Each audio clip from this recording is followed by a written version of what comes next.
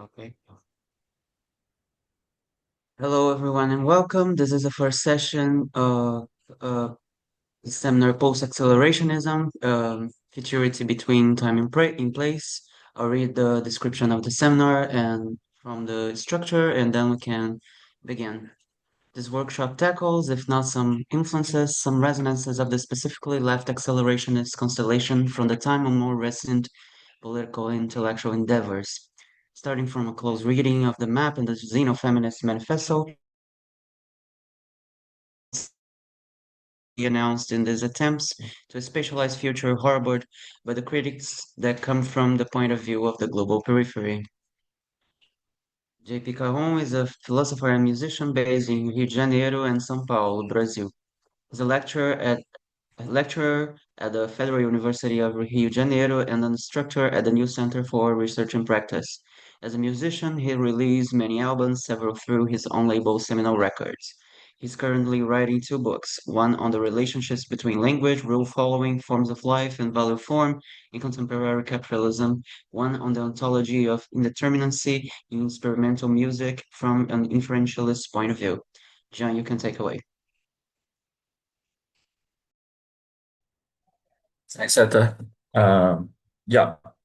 Well, post-accelerationism actually, the initial title for this was after left accelerationism. So this is kind of a subtle but important disclaimer because, as the description that Etta just read mentions, I'll be focusing primarily in the left accelerationist constellation, right?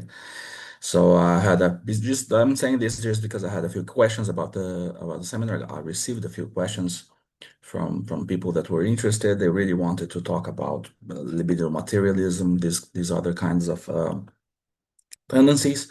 I'll be dealing with that today a little bit. We'll be reading Nick Land's Circuitries text. There will be, like, for comparison purposes, uh, um, like an approach to some of the tenets of what was Land's outlook in the 90s. We'll be doing this today, and in comparison to what happened in the MAP, the Manifesto for an Accelerationist Politics, okay? But the basic issues have to do with the promises left open by left accelerationism, basically. Um, well, I'm just start sharing my stuff here. We'll do introductions next session. Like, usually the new center at first usually did introductions in the first session, right? But we'll do in the second session because probably this one will go on YouTube and stuff. This is a new kind of not so new directive about introductions, student introductions. Okay. Let me see if this is working. Okay. Blah, blah, blah. Yeah. Mhm. Presentation. Okay. Okay. Can you all see this? Yeah, it's working? Yes. Okay, fine. So, just let me, yeah, take this away. Fine. So I'm set now. So, Etta just read, like, a kind of summary of what this is about, of course, and I think it's all of you know, but I always like to kind of restate what the stakes are of the seminar so everybody's on board and everybody, like, can localize themselves within the what is usually like an overall argument. My seminars usually have like a kind of guiding thread and overall arguments to them.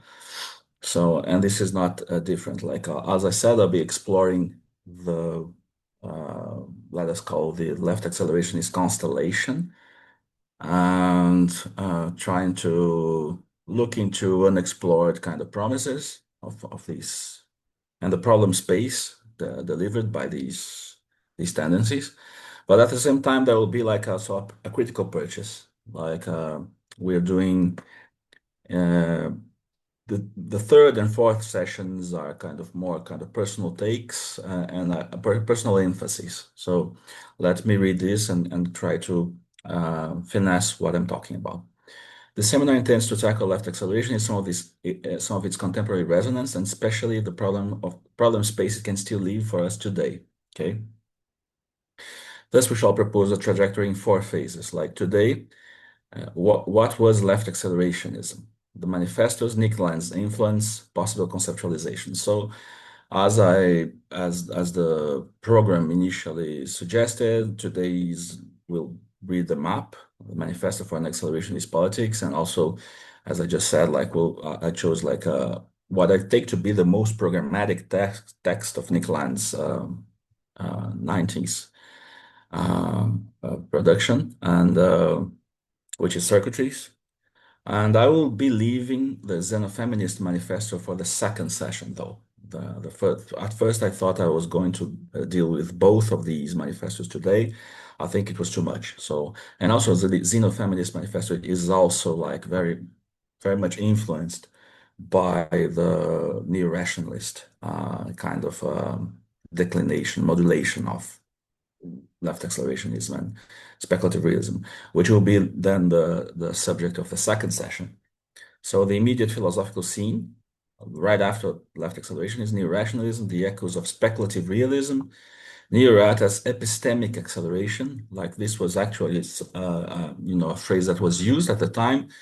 I mean, 2014 and stuff, like I sent a couple of texts that use this phrase, epistemic accelerationism, as something that describes what would be neo-rationalism, the political valence of neo-rat too.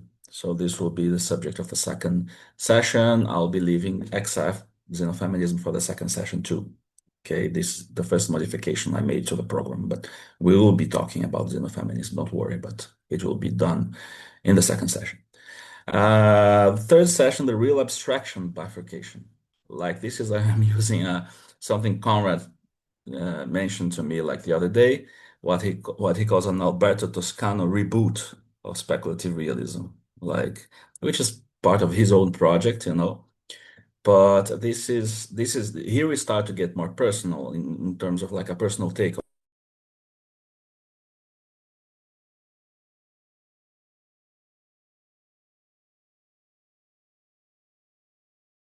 of these constellations. They are the same people are there in there, both these. But then the real abstraction thing is something that happened like a couple of years ago, like 3 to 4 years ago. There has been a bunch of different online conferences and things about real abstraction, which is like a notion that comes from the Marxist tradition. And what's interesting is that it was like a revival of this 2008 text that Alberto Toscano penned, The Open Secret of Real Abstraction. And Alberto Toscano is one of the organizers of the Speculative Realism workshop in 2007, and 2007 or 2008, right? At Goldsmiths in London. So this Alberto Toscano reboot is a kind of a nice turn of phrase that means like it was there since the beginning, but it took time to be noticed, this real abstraction problematic. And then you get to around after left accelerationism, around 2014, and you get texts like Wandering Abstraction by Brassier, and some of the texts that I sent for this session, and they are all mentioning real abstraction. This was something that was kind of left without a future, left without consequences, because I don't think there was anything like noteworthy made out of the notion of real abstraction from the protagonist of the original kind of milieu, left accelerationist, both left accelerationist and neo-rationalist milieus. But there was like interesting, let us say, elaborations from people that got into contact with that milieu. So Conrad is one of them. Like I am another one, and the stuff that we did at the STP of a subset of theoretical practice could be read like that, as Reza Nagoristani argued last year in his seminar, The Depthwise and the Diagonal. So there's something to be gained by dealing with this real abstraction bifurcation. Attempts to engage value form theory and communization theory in Brazil, like Modern Abstraction, is a very important text on that regard. Politics and abstraction. And we have like little contributions from Alex Williams and Nick Srnicek to talk about that. And then the fourth session comes in with a kind of actual criticism, the critique of Left Excel from the point of view of the periphery. So the world systemic parallax view, like the peripheral critiques of Left Excel, the futurity angle and its limits, the epistemic gains of engaging the global south viewpoint. So one of the kind of mottos of people mention mostly Mark Fisher in connection to this, but also it's in the map that we must regain a vision for the future, right? So futurity then becomes like an important subject of this seminar. But according to basically Brazilian critical theory, which I'll be reading, future is here in Brazil, but it's not the future that the left accelerationists would want. So, in a sense, like there's this like thesis that capital uh, experiments in the periphery of the world system, forms of exploitation and surplus value extraction that will be implemented in the core countries, in the core of the system. So in a sense, this spatiality between core and periphery, in a sense, replicates a kind of a futurity, a temporal kind of dislocation between like what will be the future of capital and what is capital in its present state according to the center of the system. So this also harbors a further kind of interesting thesis is that there is a global south viewpoint that can see more of capital than the point of view of the core countries, of the core nations of the world system. So that's I'll be exploring that angle in the fourth session. In conversation, in dialogue, or in direct criticism of like the regaining of the future kind of angle that we see both in the proponents of the manifesto and in Mark Fisher, for instance. Okay. Okay, this is the overview. Any questions? Just like preliminary questions about this overview, like anything that you want to know about what will be dealt with. You want to know if I'll be dealing with something that's not here, or I can take that question right now. Fine. Okay. Is there something in the chat, perhaps?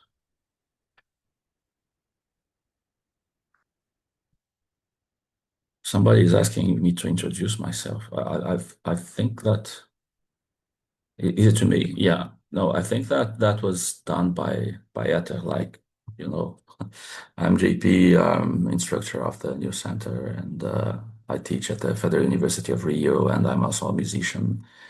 Um, in addition to being a philosopher. I think introduction enough for now. Okay.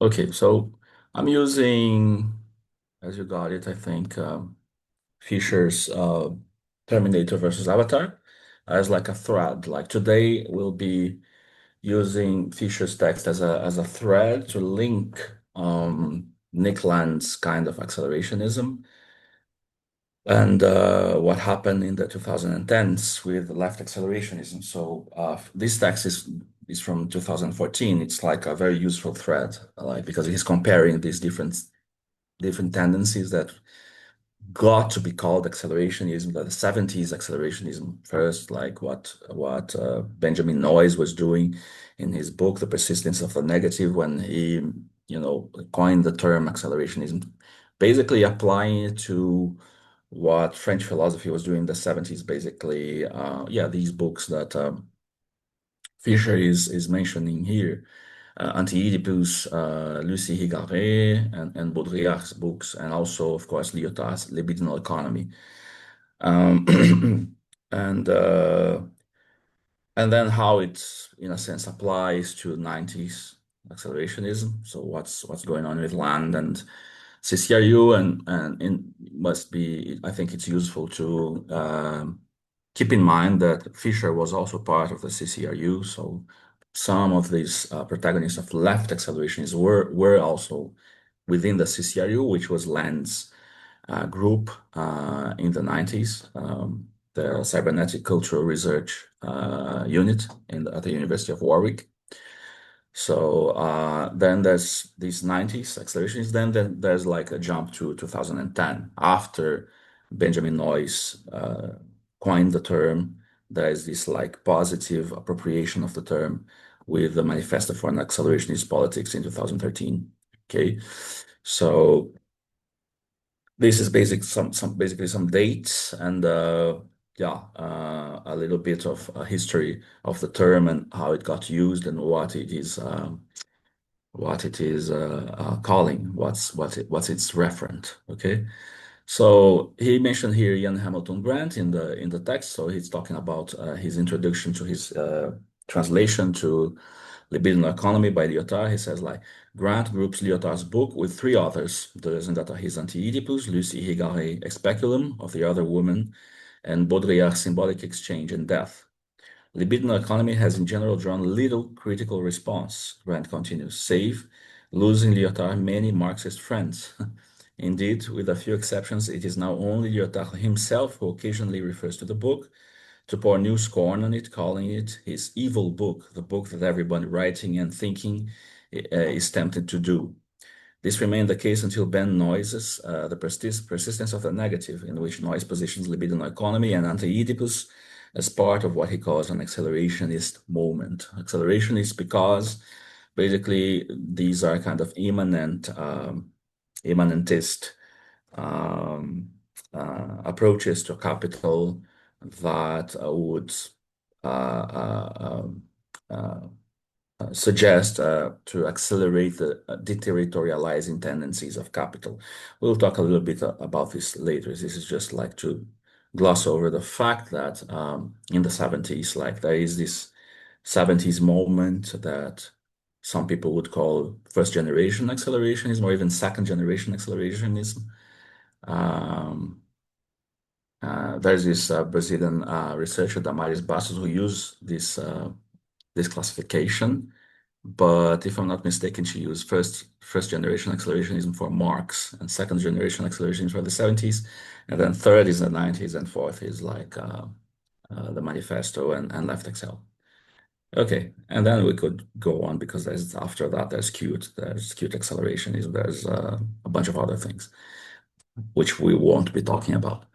So Fisher 90s accelerationism, then what then is Land's philosophy about? This is like a very, very kind of fast summary of it, but we'll do like a close reading. Okay. In a nutshell, Deleuze and Guattari's machinic desire remorselessly stripped of all Bergsonian vitalism and made backwards compatible with Freud's death drive and Schopenhauer's will. The Hegelian Marxist motor of history is then transplanted into this pulsional nihilism, the idiotic autonomic will no longer circulating on the spot, but upgraded into a drive and guided by a quasi-teleological artificial intelligence attractor that draws terrestrial history over a series of intensive thresholds that have no scatological point of consummation and that reach empirical termination only contingently if and when its material substrate burns out. This is Hegelian Marxist historical materialism inverted. Capital will not be ultimately unmasked as exploited labor power. Rather, humans are the meat puppet of capital. Their identities and self-understandings are simulations that can and will be ultimately sloughed off. Okay, so those who know Land, like this is, I think it's on spot about 90s Land. Um, I think this will all each one of these maybe not necessarily Freud and Schopenhauer's influence, but each one of these elements I think will be uh, dealt with in circuitries like these very important texts Land penned in the 90s, and which I take to be his most programmatic text. I'd argue that circuitries and Making It with Death are his most programmatic text from the 90s. Making It with Death is more an interpretation, it's more academic, it's like an interpretation of the Deleuze and Guattari, and uh, yeah, basically Deleuze and Guattari talks a little bit about Spinoza, but basically Deleuze and Guattari. But I think circuitries is much more like first person view, first person position, like lens philosophy itself. So we'll just jump into it. So circuitries. I divided this text into there's a bunch of marks here, okay, as a parenthesis that is important. But anyway, I divide this text in 8 different kind of elements that I think are important to let us say like an ideal type of right accelerationism or Landian accelerationism or unconditional acceleration, whatever you want to call it. Some people would call it right accelerationism. Some people would take issue with that, would say like it's more like unconditional accelerationism, but unconditional accelerationism is also something that was coined, a term that was coined after around 2015 by the likes of Vincent Garton and such. But it ended up like retroactively kind of being also identified with Land's position in the 90s.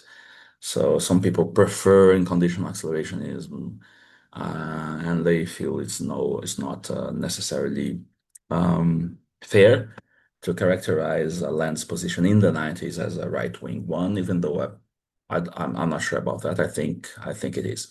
Anyway, but let us jump into it. So these are kind of quotes by from this text. Okay, I'm dividing it into 8 different kind of theses or elements to understand what is the right accelerationist or unconditional acceleration or Landian accelerationist position. So the first point is techniques, the relationship between techniques and thought. So here's a quote: "It is ceasing to be a matter of how we think about techniques, if only because techniques is increasingly thinking about itself.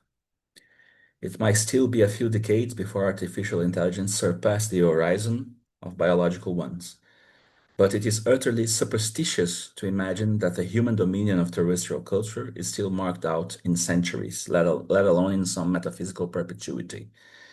The high road to thinking no longer passes through a deepening of human cognition, but rather through a becoming inhuman of cognition. A migration of cognition out into the emerging planetary technosentience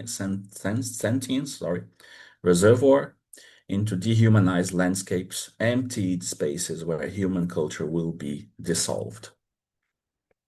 So this is kind of the general, I'll say the general swag that kind of has like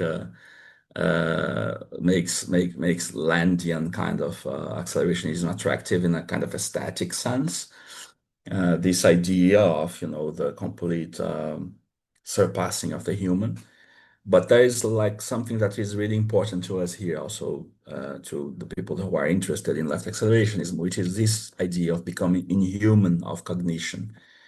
There are different interpretations of that that would also make it make manifest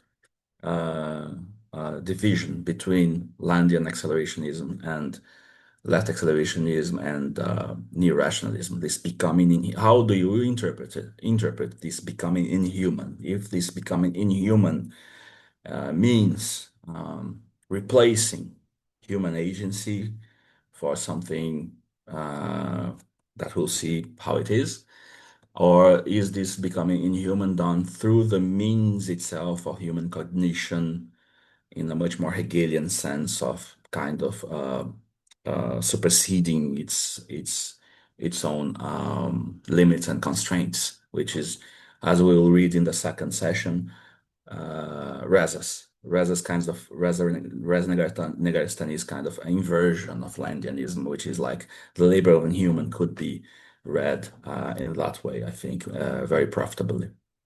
So, techniques and thought. How is it then that techniques is increasingly thinking about itself? I think this will be clear with the next thesis. So cybernetics and theory, which kind of replicates some of the elements of the first thesis.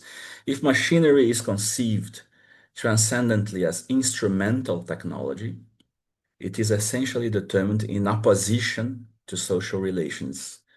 But if it is integrated immanently as cybernetic techniques, it redesigns all oppositionality as nonlinear flow.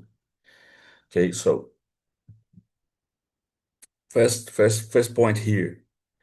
Of course, this is like I would say a kind of a bad reading of Marx that is being referred here, but the idea that technology is instrumental, you know, and it's determined in opposition to social relations. Of course, he's I think gesturing towards the idea of the forces of production and the social relations of production, right? So forces of production, basically machinery and labor power, and the social relations that organize the relationship between this and capital, right? So this is kind of a Marxian scheme that we'll be using. Actually, I have a couple of diagrams that use this scheme to kind of read off the difference between Landian accelerationism and left accelerationism in a sense. But his point is that is basically to uh, disassemble and reassemble the role of technology in conjoined with labor power here, in a sense. Like if technology is something used by human labor power, like the traditional thesis of the superseding of the relations of production by the productive forces obtain. But if technology is not something used by humans, but it is integrated to labor power in a much more, let us say, interventionist sense, integrated immanently, as he says, so techniques would redesign the whole diagram. As nonlinear flow, nonlinear here means like the relationship between cause and effect. There is like loops between cause and effect in a sense. So nonlinear flow, in a sense, there's a flow that you know you want to how to say that make production more efficient. So you invest in technology. Technology produces more efficiently, but then you have to redesign the whole diagram retroactively that first gave rise to the adoption of a new technology. So this is like the presence of these loops is what is being called a non-linear flow here. This will be important later as it makes a difference between directionality and linearity when he will be talking about transcendental philosophy in contradistinction to cybernetics. Okay, so because of this redesign, in a sense, there is no dialectic between social and technical relations as if they were opposing forces, but only a mechanism that dissolves society into the machines, whilst deterritorializing the machines across the ruins of society. For me, this is a dialectics, but anyway, whose general theory is a generalized theory of flux, which is to say, cybernetics. Beyond the assumption that guidance proceeds from the side of the subject lies desiring production, the impersonal pilot of history. Distinctions between theory and practice, culture and economy, science and techniques are useless after this point. There is no real option between a cybernetics of theory or a theory of cybernetics because cybernetics is neither a theory nor its object, but an operation within an objective partial circuits that reiterates itself in the real and machines theory through the unknown. Okay. So what is this thing about theory, cybernetics of theory or theory of cybernetics? This we could also connect to one of the very interesting tenets of the CCRU practice, which was called um, co- uh, process product, coincidence of process and product, right? So in a sense, if you're thinking of the whole of social reality as in the cybernetic sense, cybernetics being the flow of information from inputs to outputs. So you're thinking everything in terms of diagrams of inputs and outputs, okay? So you have like these black boxes and they have inputs and outputs and a bunch of things circulating between them. So theory here is like, of course, by definition, part of the social life in a sense. So theory doesn't have an distanced point of view, representational distance point of view, but it's also part of these same circuits it's trying to describe. So this is an important tenet of the CCRU, this coincidence of practice and product, because by practicing theory about capital, you are intensifying capital by producing the theory itself. So there's no difference, there's no option between cybernetics of theory or a theory of cybernetics, because doing a theory of cybernetics is partaking in the cybernetics of theory within the social world.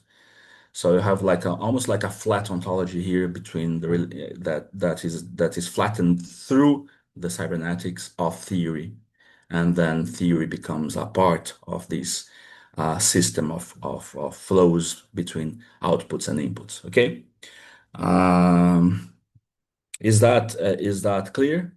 Any questions till now? I know it's getting it may be getting dense very quickly. I'm not seeing the chat, so if you have a question, please just jump in. No? Okay. So third point, cybernetics and reality. It's kind of also it uh, grows out of the idea of cybernetics and theory. Reality then is immanent to the machinic unconscious. It is impossible to avoid cybernetics. We are already doing it, regardless of what we think. Cybernetics is the aggravation of itself happening. And whatever we do will be what made us have to do it. We are doing things before they make sense. Okay. So exactly that. Like this is I could rename this also. This is also a variant. Each different kind of thesis here is like a variant of the other one. Like it's either a consequence or a variant. For instance, when he talked about techniques and thought, it's also this. It's also what he's mentioning here. Whatever we do will be what made us have to do it in a sense. So this is a very important kind of strong idea, strong thesis of Landianism is that thought thought appears late. Thought comes in late into the process. So if thought is a part on an a self-intensifying circuit, self-intensifying process, reflection, which means like these kind of descriptive purview at a distance from the phenomenon, it's already begotten by the phenomenon to be described. So this is also what we were talking about before, but it's like explicitating, like making explicit these these points. So this is why we are doing things before they make sense, in a sense, because sense comes late and thinking comes late to the process. This is a very important point. So he also comes in then with the types of circuits that you may have. And his kind of accelerationism is predicated upon a specific type of circuit, right? So types of circuit, terrestrial reality is an explosive integration. And in order to begin tracking such convergent or cyber-positive process, it is necessary to differentiate not just between negative and positive feedback loops, but between stabilization circuits, short-range runaway circuits, and long-range runaway circuits. So, what are these? Here's like there's a little simple, simple representation here of a model of a cybernetic system. There's a system. It generates an output to the environment, and the environment feeds back information to the system that generates an output again. Okay. So positive feedback, there's an example of an account balance here. An account balance grows. More interest is earned, then the account balance grows again. More interest is earned.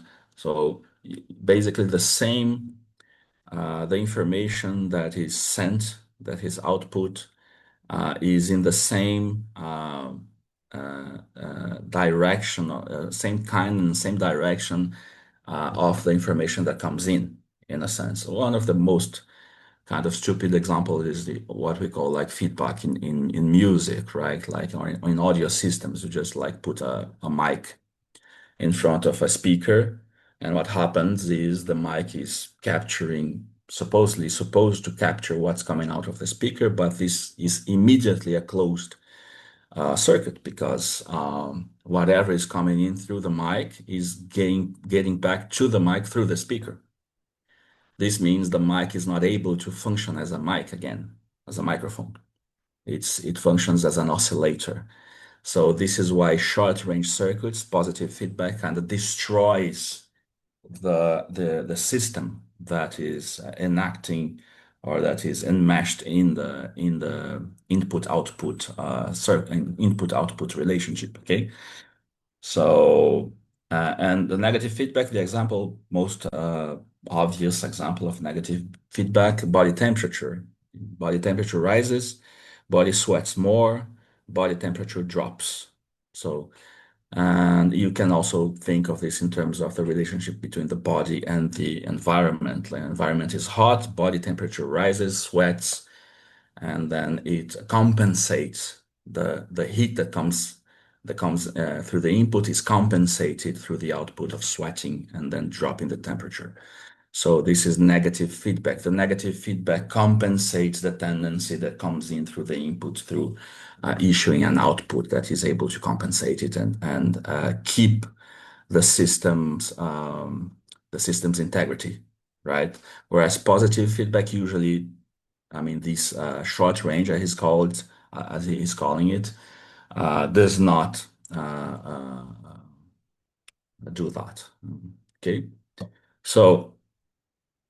He says like negative and positive are here, but between stabilization circuit, which is the negative, the way he phrases it seems like he's doing like two things on one side and three things that are different from the two things. No, it's not like that. It's basically the stabilization circuit is the negative, okay?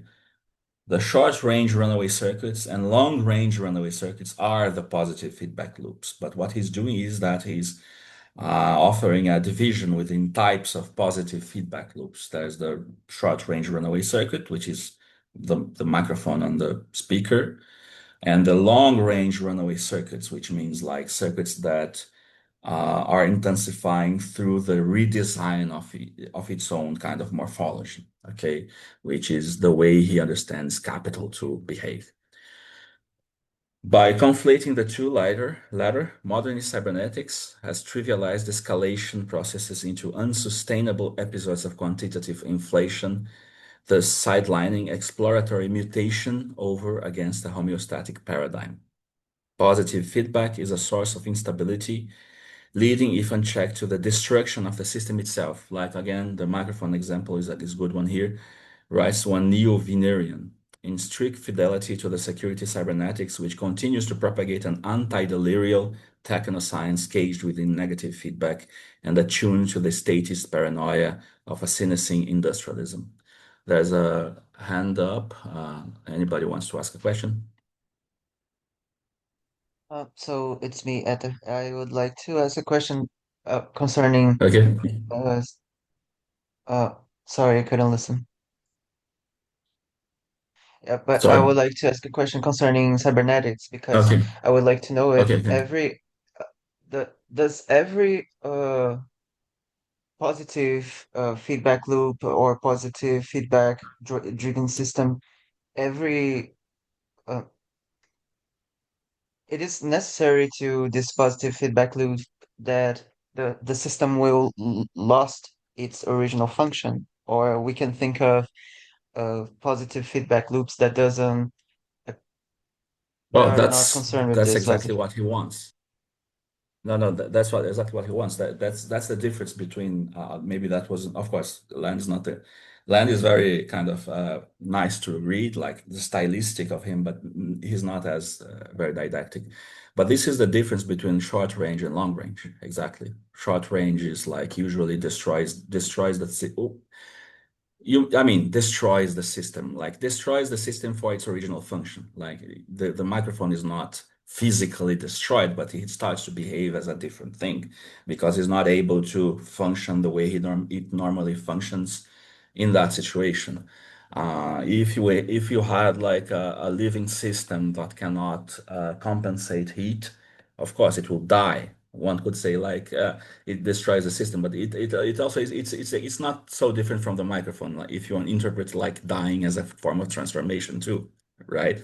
So in a sense, the thing is it denaturalizes the original functioning of the system by intensifying the information that comes in, right? So this is a short range. The long range means that for the intensification to go on, there is here also you have like maybe a space of possible uh, um, conflation between those two. But he talks like a long range is a circuit that uh, through the input, the positive input, the cyber positive, will redesign itself to continue to intensify. For him, this is capital. This is capitalism. Um, so just cyber positive short range is trivial. It's like what we see everywhere. Usually, his critique of what he calls modernist cybernetics is because, like this modernist cybernetics would not think of long range redesigning, so to speak, circuits. It would think basically in positive feedback that destroys the original function of the system, or negative feedback that is actually a way to keep things the same, let us speak, to keep the system working. There's kind of an implicit criticism there. It's not as explicit as I want it to be. I would have wanted it to be to certain even people that are for capital, that would think that redesign that capital undergoes would be better described as a cyber negative process instead of a cyber positive. So there's like a novelty here in the sense of saying like that capital is a cyber positive circuit. Here he agrees with Marx, but for him there's no upper limits to what of the to the valorization of value, right?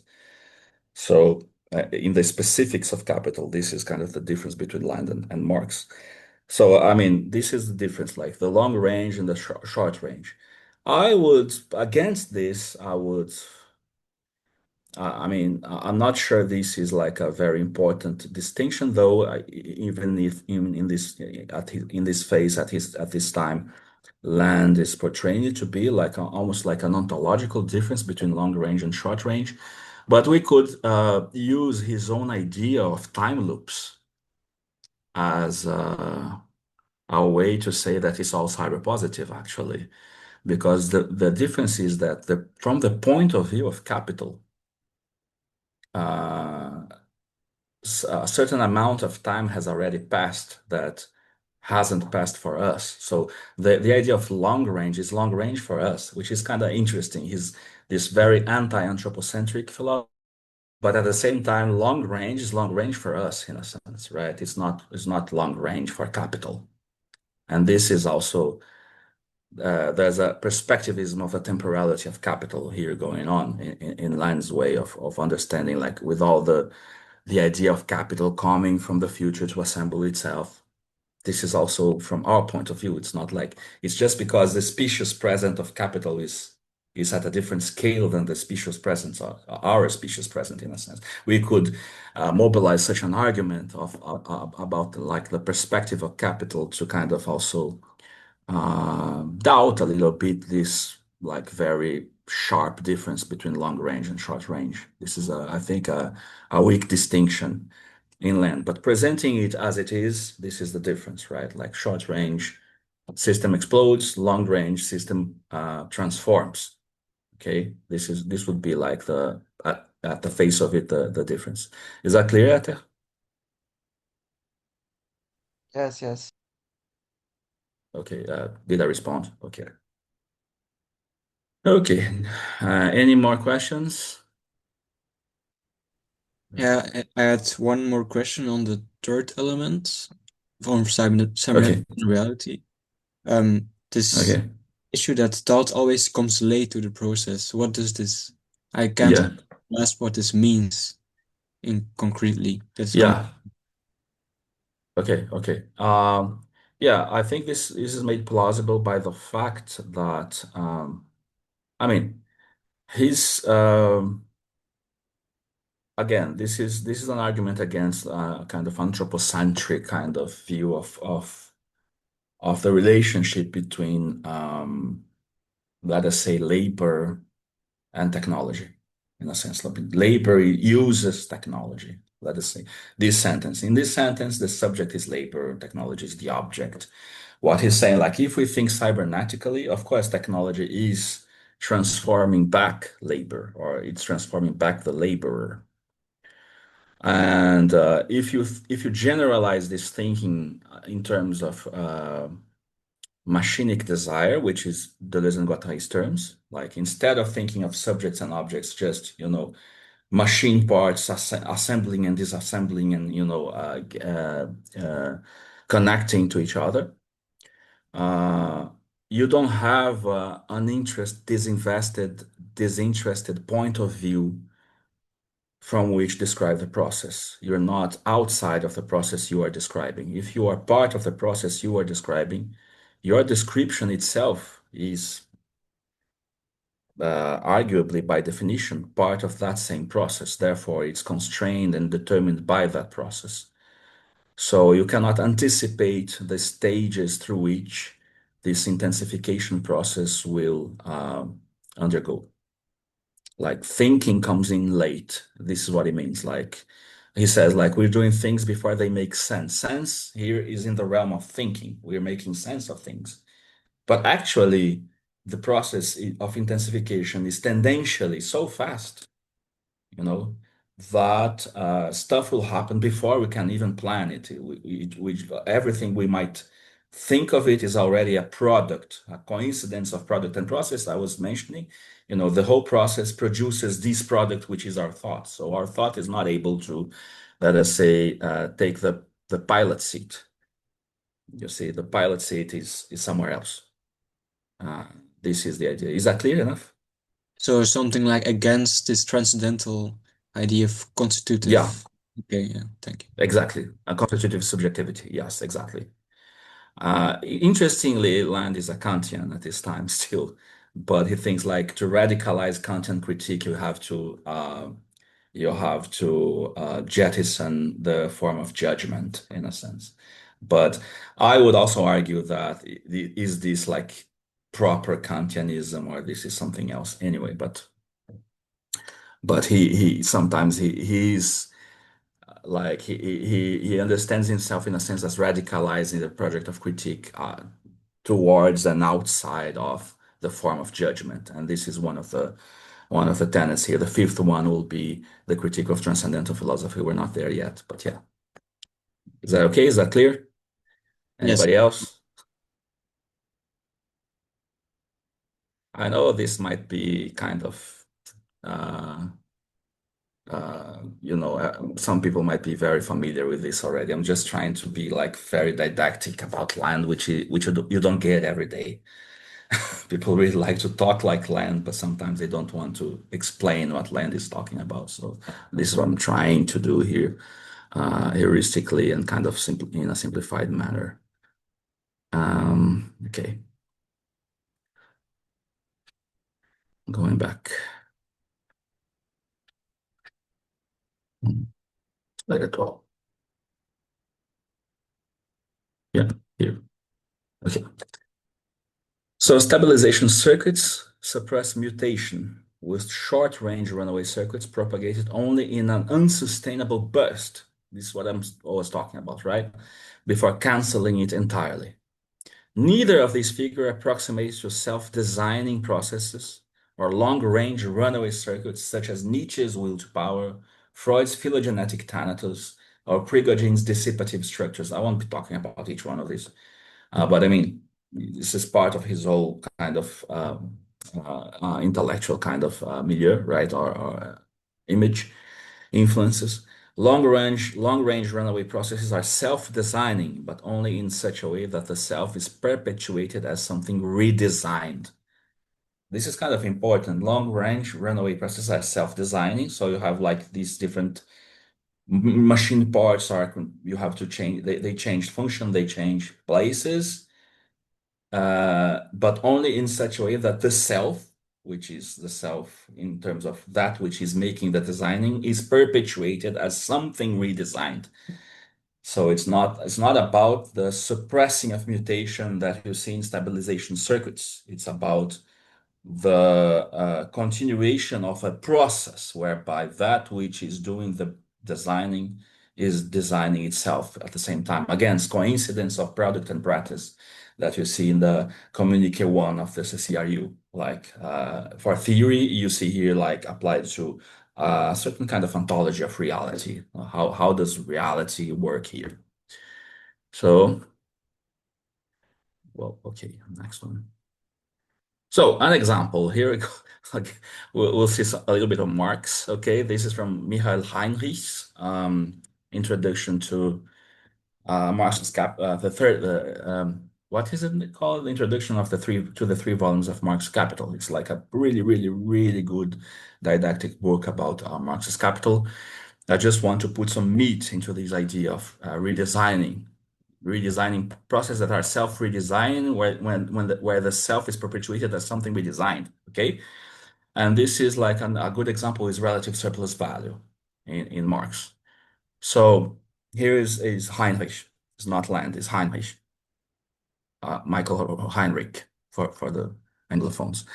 The different roles played by means of production and labor power in the composition of value is illustrated by the following. If the value of the means of production changes, then there is a corresponding change in the value of the product. Means of production here, like machinery, the technique, the technical totality of that is used in the production process, okay? A change in the value of labor power. Labor power is whatever you sell in the market, right? We don't sell labor, we sell labor power. This is a very important point in Marx's description of capital. Which means we don't sell labor by the unit, right? This is very important, really, really important. We sell labor power. We sell our labor power, the potency to engage in labor, okay? So it's not by labor unit or labor result. So a change in the value of labor power hardly has any effect upon the value of the product. How much value the worker adds to the product of labor does not depend upon the value of labor power, but upon the extent to which the labor expended counts as value creating abstract labor. So it depends upon the efficiency of the output and the time that elapsed uh, uh, in the creation of that unit of value. The difference between the newly added value and the value of labor power is the surplus value, or S. He will use S here.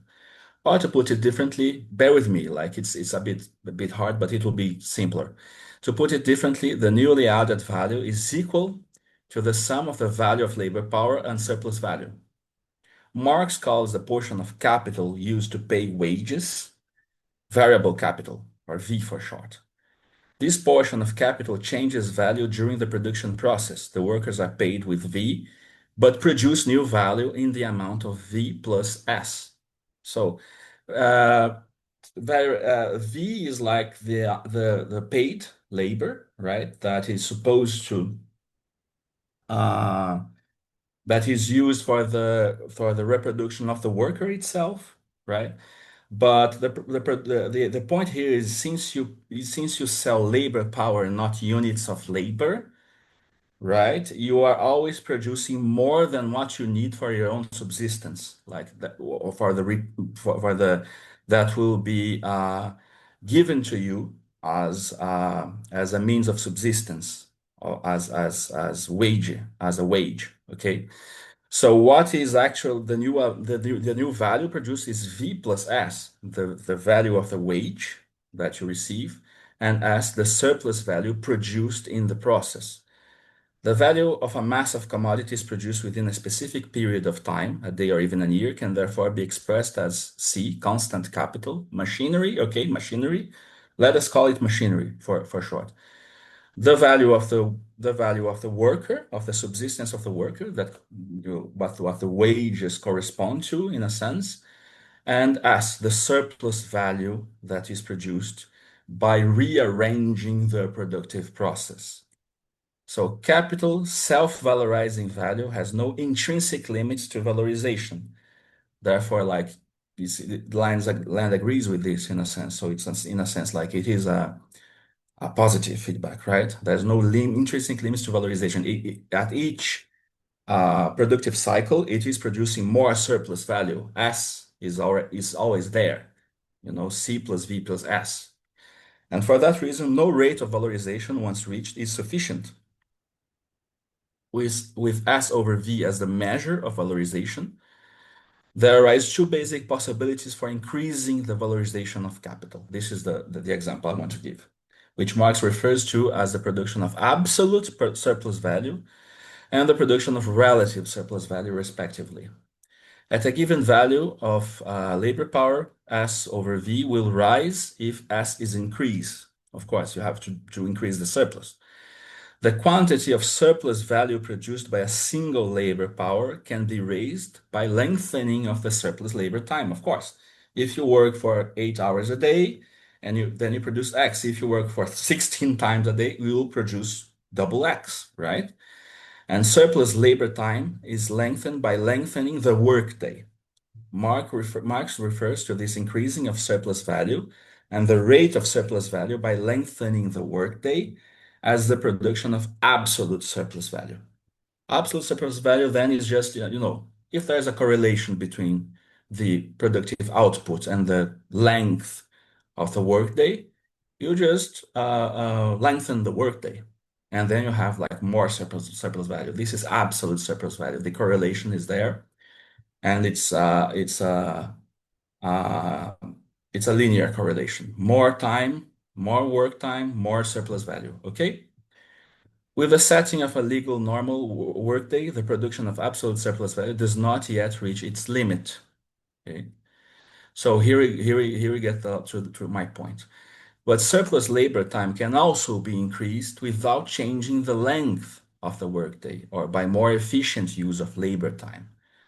When the necessary labor time is reduced, meaning when the value of labor power decreases, if previously in the case of an 8-hour workday, 4 hours were required in order to produce the daily value of labor power, then 4 hours of surplus labor remain. As I said, like if you sell labor power, there's this internal division of value, that is the value that is produced to reproduce labor power and the value that is produced in surplus of labor power. So his example is you have an 8-hour workday. In 4 hours, you actually have the value you need to reproduce the labor power itself, to reproduce the subsistence of the worker. Okay? Then 4 hours of surplus labor becomes profit for the company. If 3 hours now suffice for the production of the value of labor power, then 5 hours of surplus labor time remain. So in a sense, you have to, either labor power becomes cheaper or the productive process becomes faster. Marx refers to the enlargement of surplus value and the rate of surplus value through a decrease of necessary labor time as the production of relative surplus value.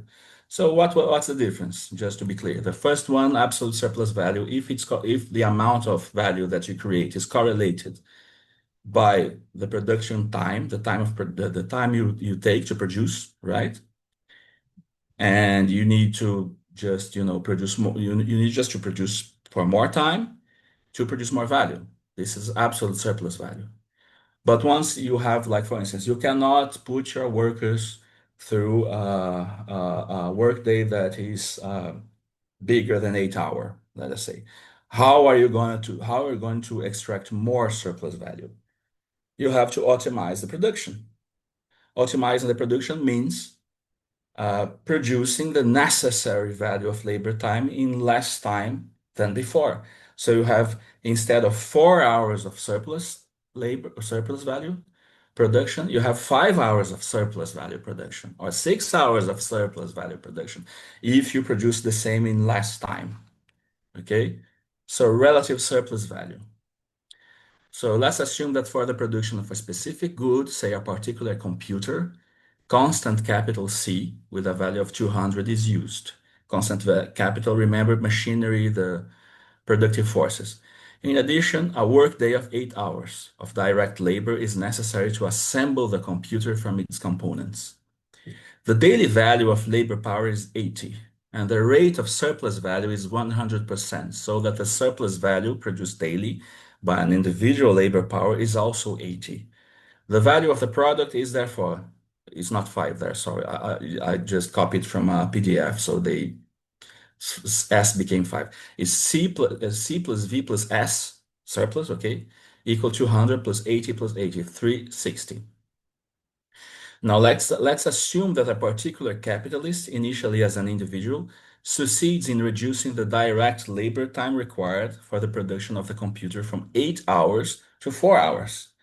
The value of the computer still conforms to socially average conditions and initially remains at 360. So you're gonna sell it for 360, okay? You're selling it for 360.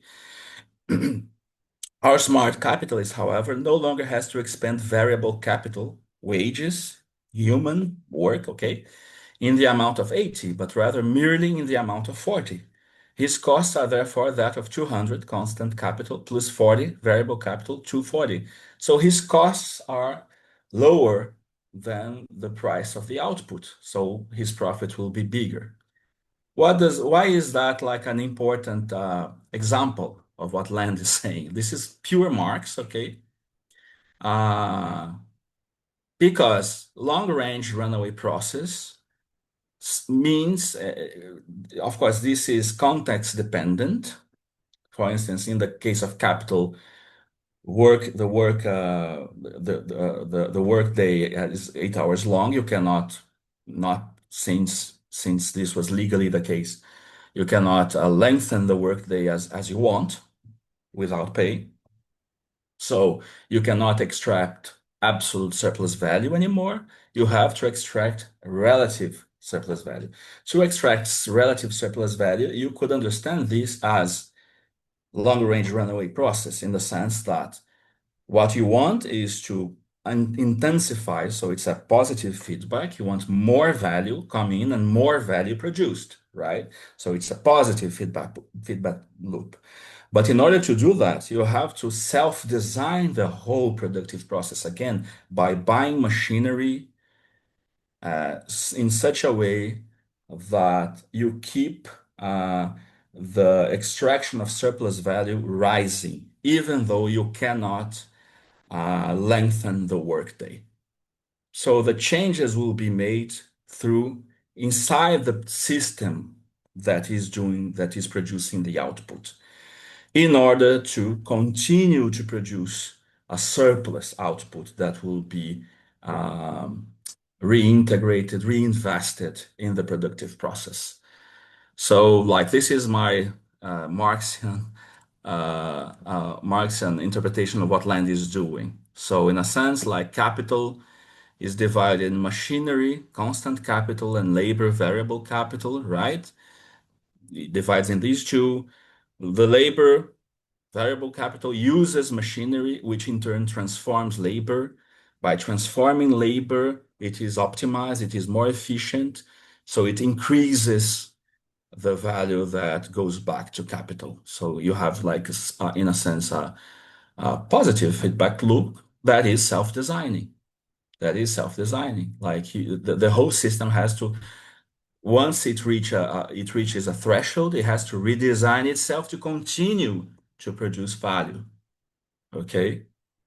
Uh, is that clear? Again, I know that was like a parenthesis, but yeah, a bunch of Marxian concepts were thrown at you. Anyway, if anybody wants to jump in and has a question, please do so. No? Okay.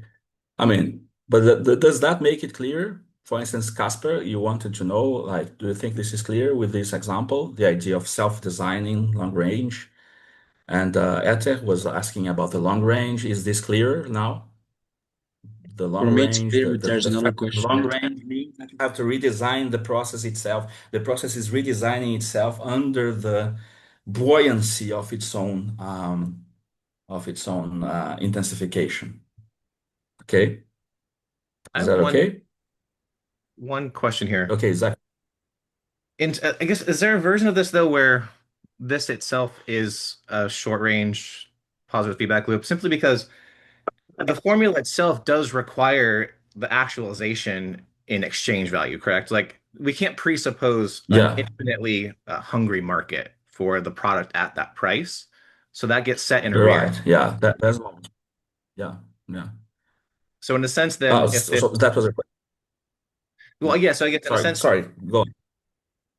insofar as this would then have, does this not need to be set within a particular range? Like there has to be a particularly defined context for the positive feedback loop to actually do its positive regenerative work ad infinitum, correct? Yeah, absolutely correct. You're absolutely correct. And this is one of the criticism I would make to Land himself, actually. I think you're correct, and I think you're in the right path to criticizing his uh, his position, and also the fact that the surplus value is produced by variable capital, not constant capital. And one of the consequences of his accelerationism is that the humans to be completely surpassed by capital means that you won't be producing value anymore, right? So you have only constant capital. So how the fuck would capital continue forever with no, human work to extract value from? This is another kind of this is one of the criticisms. You just propose another one, which is like, yeah, you have to still have a market and a context where such a thing might work, right? Of course, this is just part of a bigger, I mean, he would probably respond this is just part of a bigger kind of cybernetic system where you also, for instance, you can produce the hunger for certain projects. This capital has learned a long time ago. You can just produce the desire to buy stuff too. So you have all the research in marketing, all the research in is just to kind of take control of the market of the yearnings of the market itself as well. So in a sense, there is also a response to that, but tendentially, like you cannot take humans away from the equation in a sense. At least we can't really see it, or humans in the sense like of a placeholder for a kind of a being that has yearnings and must, satisfy them, and it's a rational agent, blah blah blah blah blah blah.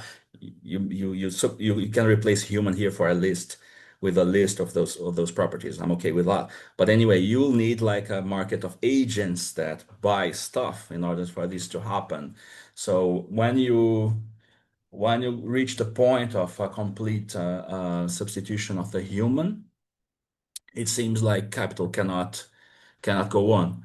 Again, another possible response that land would give is that the substitution here is not just, of course, is not for Newtonian machines. Like therefore, artificial intelligence might take the place of the like natural human agency that we have today. Anyway, something like that. But anyway, there's like a bunch of blind spots here and there that I think I agree with you. I think that you can criticize land, at least from the viewpoint of actually existing agency, that this cannot go forever. Yeah. Is that clear? Okay. Thank you for that. That was good criticism. I mean, criticism of land, I think, not because I agree with your criticism. Okay. I had another question, So, maybe. oh, go on, Casper. Oh, thank you. Yeah, go on. For land, this notion of cybernetic long range runaway process, it's not only to describe the dynamic of capitalism, but of all social relations of the human throughout history, even before capital, right? So Yeah, you're right. how would that look concretely, or yeah, and maybe that's also a way that land could respond to the question that capital doesn't have to persist in a humanist way with agency and stuff. I don't know. Yeah, I really don't have a response to that. I'd say he says that this is like yeah, no, I don't really have a response to that. I mean, I would take that the idea that everything works in a long range positive feedback loop, basic as rhetoric. I do think like the main issue here is capital. And what is that? There's a difference in saying like every other process works in that same way, and saying that capital predates what we think is capital, which is what I think he's saying. What I think he's saying is that capital predates capital. Let us say like what we think is capital from the Industrial Revolution to here. No, or maybe colonization to here. Uh, it happened before. But he doesn't have any kind of concrete account of how it happened. Um, yeah, I don't know. I think that's a kind of a blind spot. Um, yeah, I still think like, and I think this is valid for Deleuze and Guattari too. I think it's a very historically determined kind of picture of the functioning of an ontology, let us say. I think it works for capital. Not sure it works for before capital or for other social formations. It's not clear to me that this works like that. But yeah, that's also a good question also. And also a way to I can point to a way to respond it. Let maybe I'm not equipped right now to do.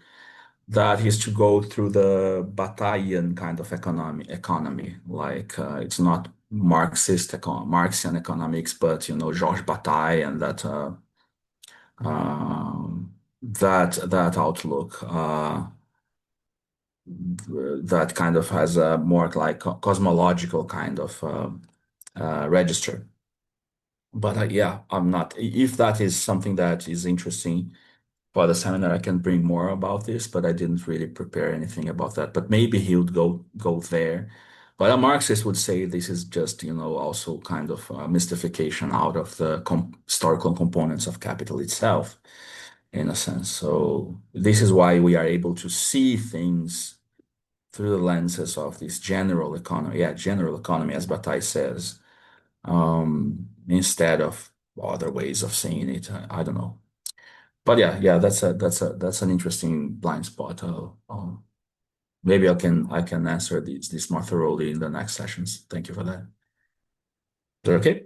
Okay. Let's continue.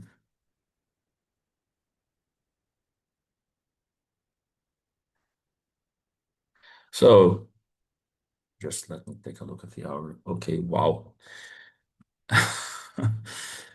Um, So, desire and the unconscious, of course. So he's using like the Deleuze-Guattarian vocabulary here. On the plane of immanence or consistency with desire interpretation is completely real.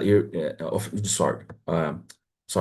On the plane of immanence or consistency with desire, interpretation is completely irrelevant.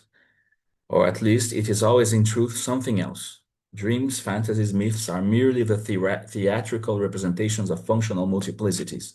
Since the unconscious itself is no more structural than personal, it does not symbolize any more than it imagines or represents. It engineers, it is machinic.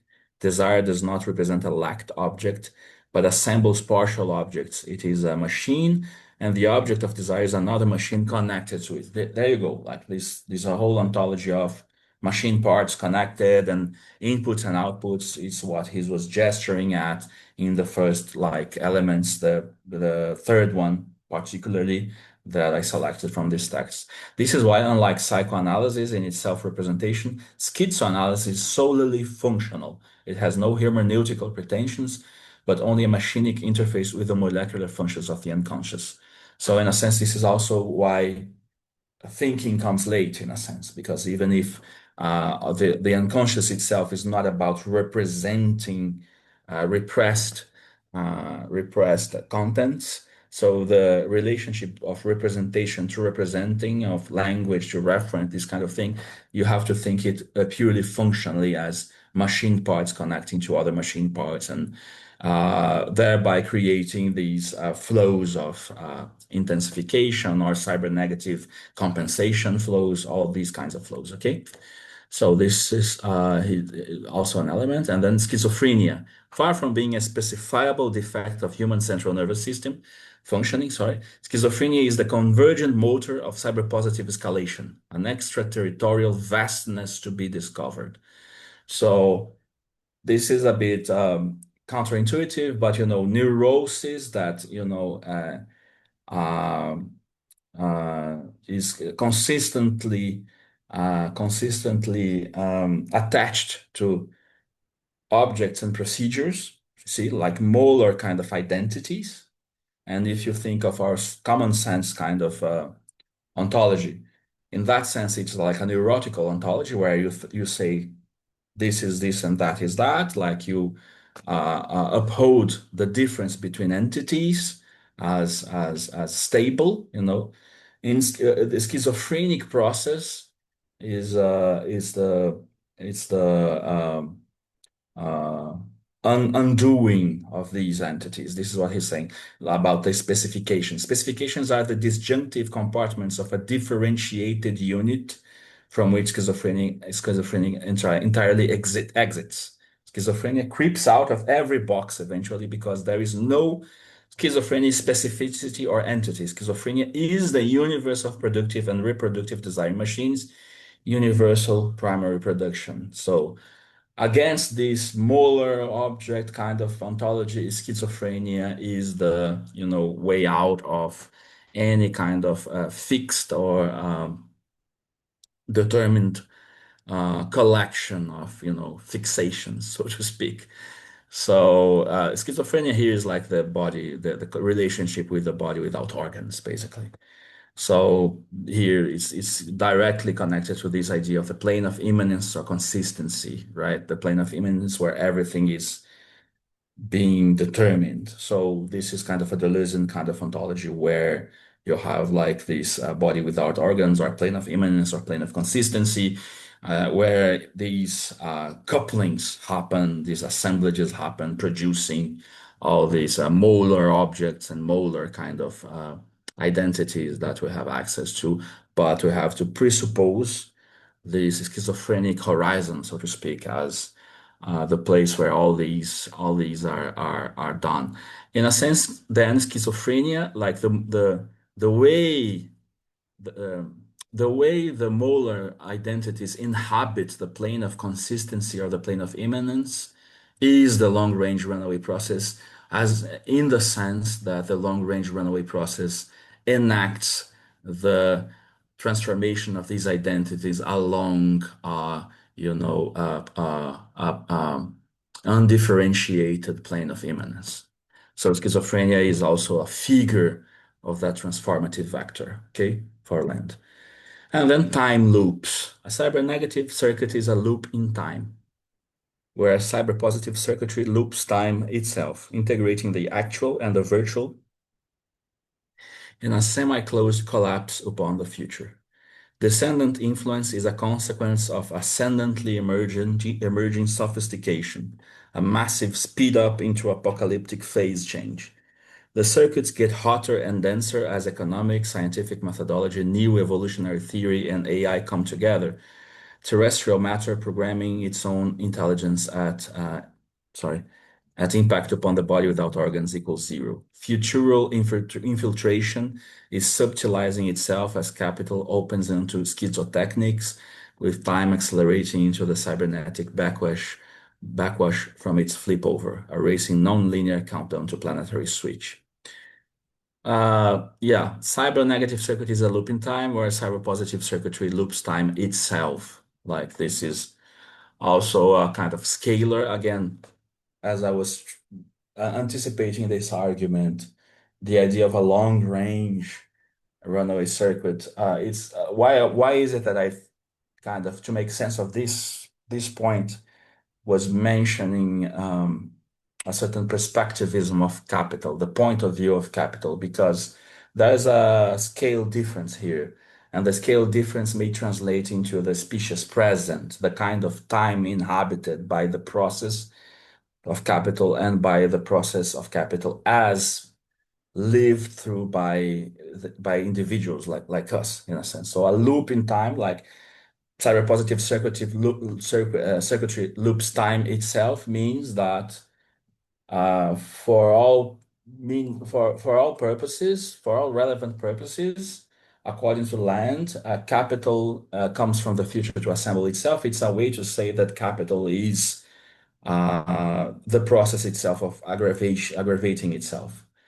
So capital is not something that happens to us, but we are something that happens in capital or in the time loop produced within this different time scale at the same time, in a sense. So this is a way to make sense of this idea, but at the same time, the long-range runaway circuit then becomes a relative long-range runaway circuit, I would say.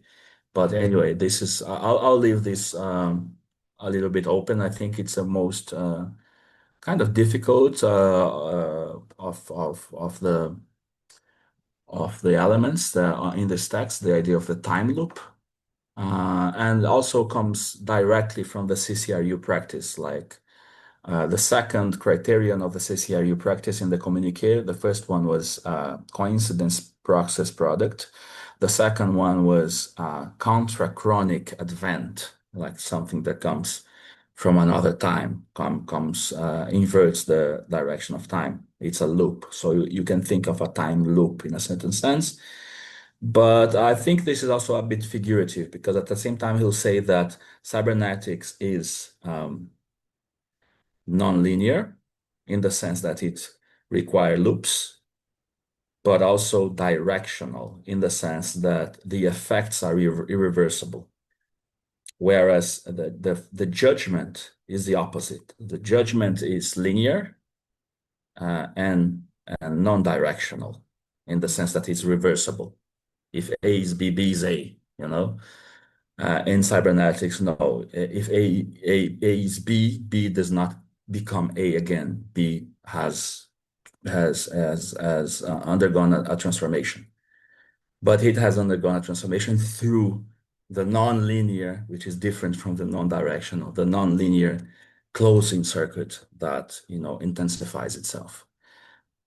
So this is the time loops thing. So what does this have to do with the left, finally? Oh, God. Okay. Fisher and the 2010s left accelerationism. What does this have to do with the left? Well, for one thing, Land is the kind of antagonist that the left needs. If Land's cyber-futurism can seem out of date, it is only in the same sense that jungle and techno are out of date, not because they have been superseded by new futurisms, but because the future as such has succumbed to retrospection.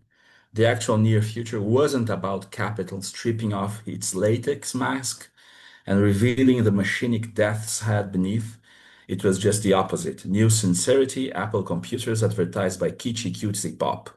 This failure to foresee the extent to which pastiche, recapitulation, and a hyper-Oedipalized neurotic individualism would become the dominant cultural tendencies is not a contingent error. It points to a fundamental misjudgment about the dynamics of capitalism.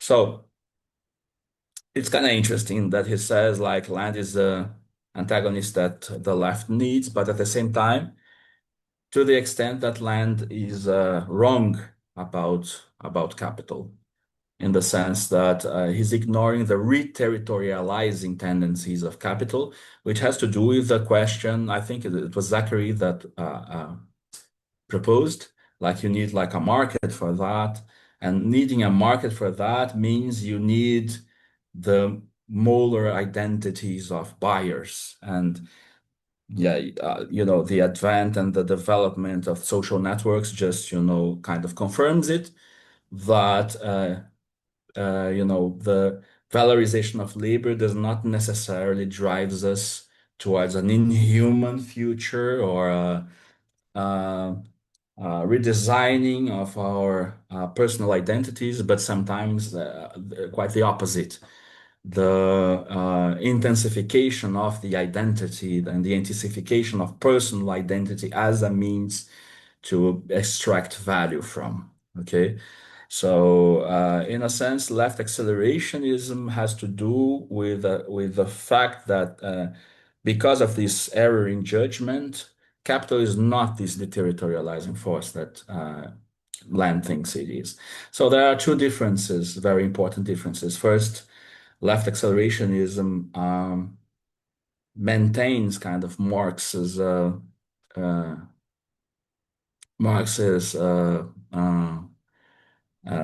objective goal of human emancipation. So the inhuman is desirable to the extent that the inhuman is freer or emancipated, more emancipated than the figure of the actually existing human. This is something that we have to keep in mind for the next sessions. For neo-rationalism, the labor of the human by Reza deals with that a lot. And also because and as long as this needs a deterritorializing tendency, this deterritorializing tendency that would gives us the inhuman that is more emancipated than the human, this deterritorializing tendency is not given by capital. So you need like an actual ecosystem of constraints that would make us move beyond the imperative of the valorization of value. Just the valorization of value is not enough to carry on this deterritorializing process, because at the end of the day, capital needs the individual humans with their sense of personal identities to be buyers, to form a market, for instance. This is only one of the facets of the conservative tendencies of capital that Nick Land underestimates. Okay. So let me see the time. Okay, I still have kind of 1 hour. Okay, that's fine. Any questions till now before I just go to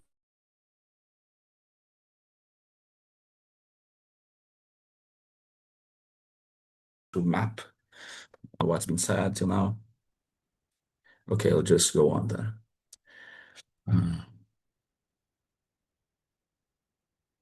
So, map, left accelerationism. If any system has been associated with ideas of acceleration, it is capitalism.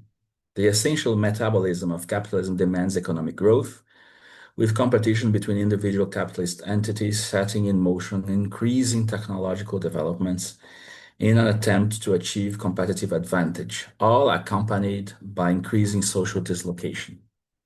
In its neoliberal form, its ideological self-presentation is one of liberating the forces of creative destruction, setting free ever-accelerating technological and social innovations. This is from the manifesto, okay, already. And this is how they read Land here.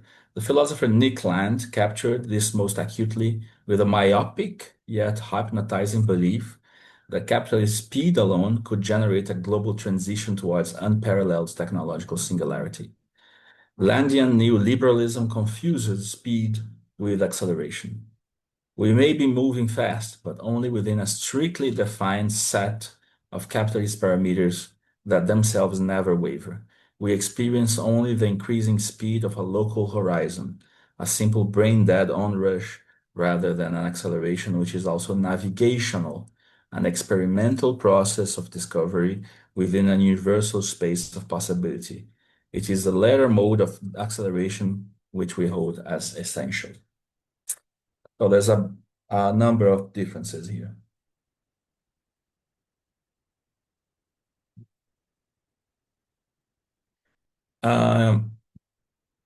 One of the kind of maybe points that are most criticized in the map is this idea of a navigational acceleration. Before that, actually, this difference between speed and acceleration, what does they mean? Like acceleration in terms of superseding a specific state of affairs. What they say is that the speed of capital is not able to outreach capital itself. So there's an actual morphological limit to this specific kind of assemblage, or this set of possible redesigned assemblages that have as an imperative the valorization of value. Because for all these molecular, refashioning of the whole circuitry, it cannot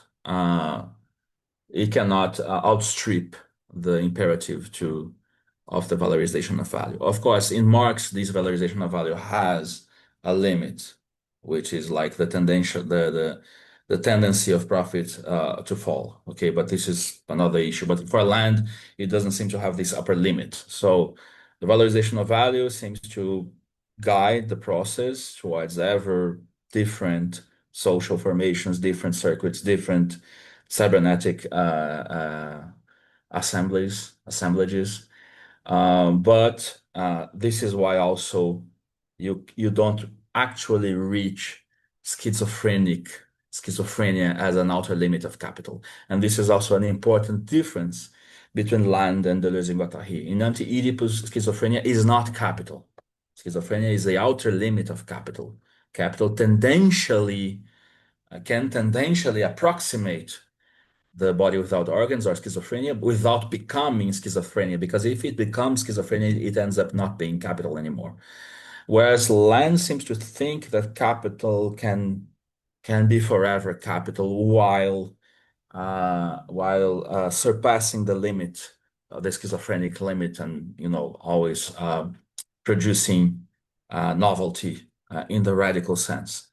And one of the interesting things that left accelerationism introduces is the thought of the boredom of capital.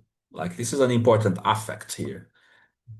I know Nick Land is very seductive when you read Land and you think of this intensifying process and the capacity of it to refashion completely human culture and all these things.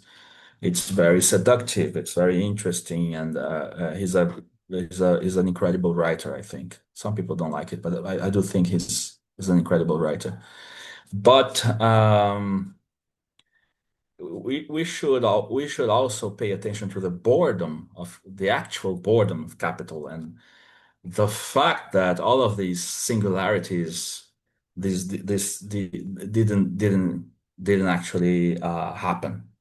And it's important to think that in 2013, I mean, Mark Fisher was a big influence in left accelerationism, and Fisher was always talking about how in the realm of culture, for instance, it seemed like all novelty kind of stopped within the 90s. This is one of Fisher's kind of pet peeves, and how uh, culture became dominated by what Simon Reynolds called the retromania, in a sense. And these were all symptoms of the fact that we are kind of spinning in a void and not doing anything culturally new, interesting in late capitalism.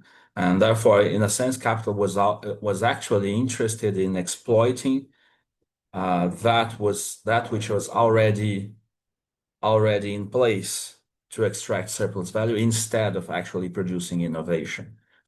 So this is one of the points, like to beat the unconditional accelerationist in its own game, you have to show that capital is not producing what was promised by the unconditional accelerationist himself. So this is one part of the argument.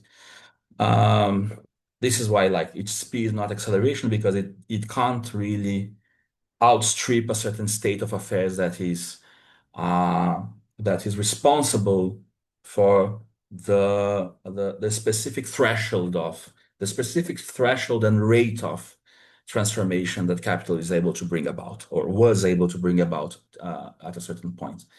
Therefore, it seems for the left accelerationists that to outstrip this limit, this threshold, you need to bring it about somehow. You need to attain a state of post-capitalism to supersede capital.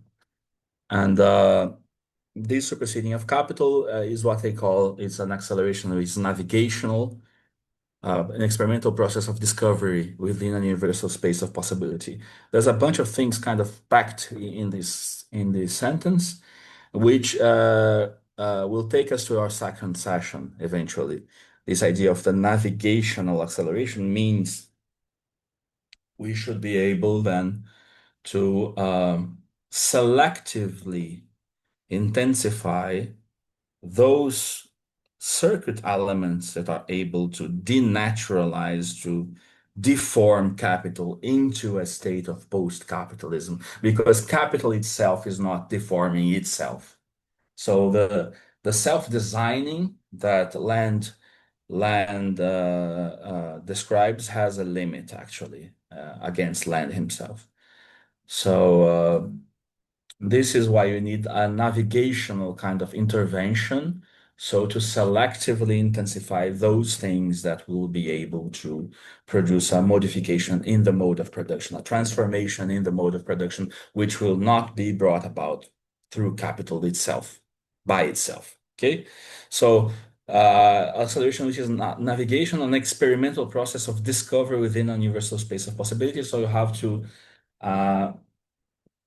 it seems to be implied here, though, an idea of a certain subject again, a subject that is akin to and it's able to engage in a certain form of reasoning.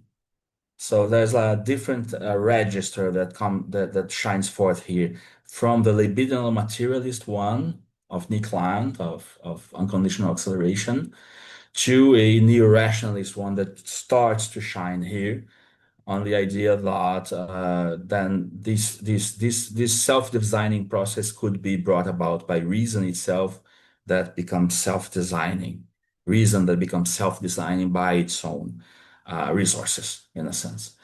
So and this is wedded to like the idea of planning and a bunch of different things that we'll be talking about here. Let me just continue a little bit. It is Marx, along with Land, who remains the paradigmatic accelerationist thinker. Contrary to the all too familiar critique and even the behavior of some contemporary Marxians, we must remember that Marx himself used the most advanced theoretical tools and empirical data available in an attempt to fully understand and transform his world. He was not a thinker who resisted modernity, but rather one who sought to analyze and intervene within it, understanding that for all its exploitation and corruption, capitalism remained the most advanced economic system to date. its gain were not to be reversed, but accelerated beyond the constraints of the capitalist value form. Oops, sorry. And then here is something that I've been wanting to talk about, is kind of important. The internal division of the last against localism and horizontalism. There is a political point of view that is brought forward by the map that is very important. That is the critique of localism. This is also very important in the book. They wrote the Inventing the Future book 2 years after, in 2015, and it started with a critique of localism. The critique of localism sometimes is very misunderstood. It's not about saying that localism is unnecessary. It's saying that localism is insufficient. This is very different critique. So localism is not unnecessary, like localism in terms of local measures, local interventions, horizontal and local forms of organization. They are not they are necessary, but they are not sufficient. This is the problem. So we believe most important division in today's left is between those that hold to a folk politics, which is one of the terms that is coined by within this context of the map, of localism, direct action, and relentless horizontalism, and those that outline what must become called an accelerationist politics at ease with the modernity of abstraction, complexity, globality, and technology. So I tend to read this in terms of a problem of scale, right? So direct action, localism, all of these are important. It's important to have them, but they are insufficient because there is a difference in scale, in the complexity of today's world, that these actions in the kind of transformations these actions are able to bring about.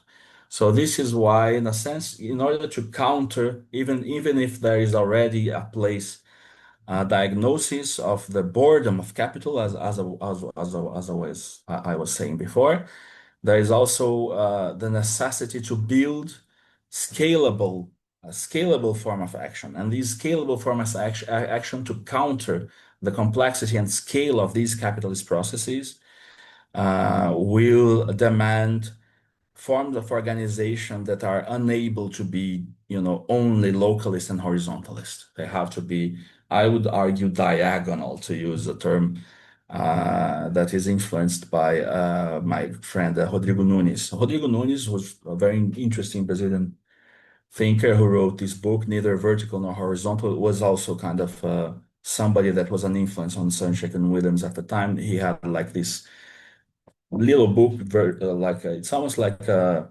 summarized version of what would become the theory of organization that is in neither vertical nor horizontal, which is called The Organization of the Organizationless, which is argues for the ecology of organizations. We'll be talking a little bit about that as a means to counter these scale to counter this high scale processes of capital. So those that hold to a folk politics of localism, direct action, and relentless horizontalism, and those that outline what must become called an accelerationist politics at ease with the modernity of abstraction, complexity, globality, and technology. The former remains content with establishing small and temporary spaces of non-capitalist social relations, skewing the real problems entailing facing foes, which are intrinsically, therefore the scale problem, intrinsically non-local, abstract, and rooted deep in our everyday infrastructure. The failure of such politics has been built in from the very beginning. By contrast, an accelerationist politics seeks to preserve the gains of late capitalism while going further than its value system, governance structures, and mass pathologies will allow. So again, like this weaves into what we've been just discussing. So let's just take a look at the time. Okay, fine. I think I'll try to finish in 15 minutes or stuff, and then we can have a discussion. So planning and cognitive maps. We believe that any post-capitalism will require post-capitalist planning.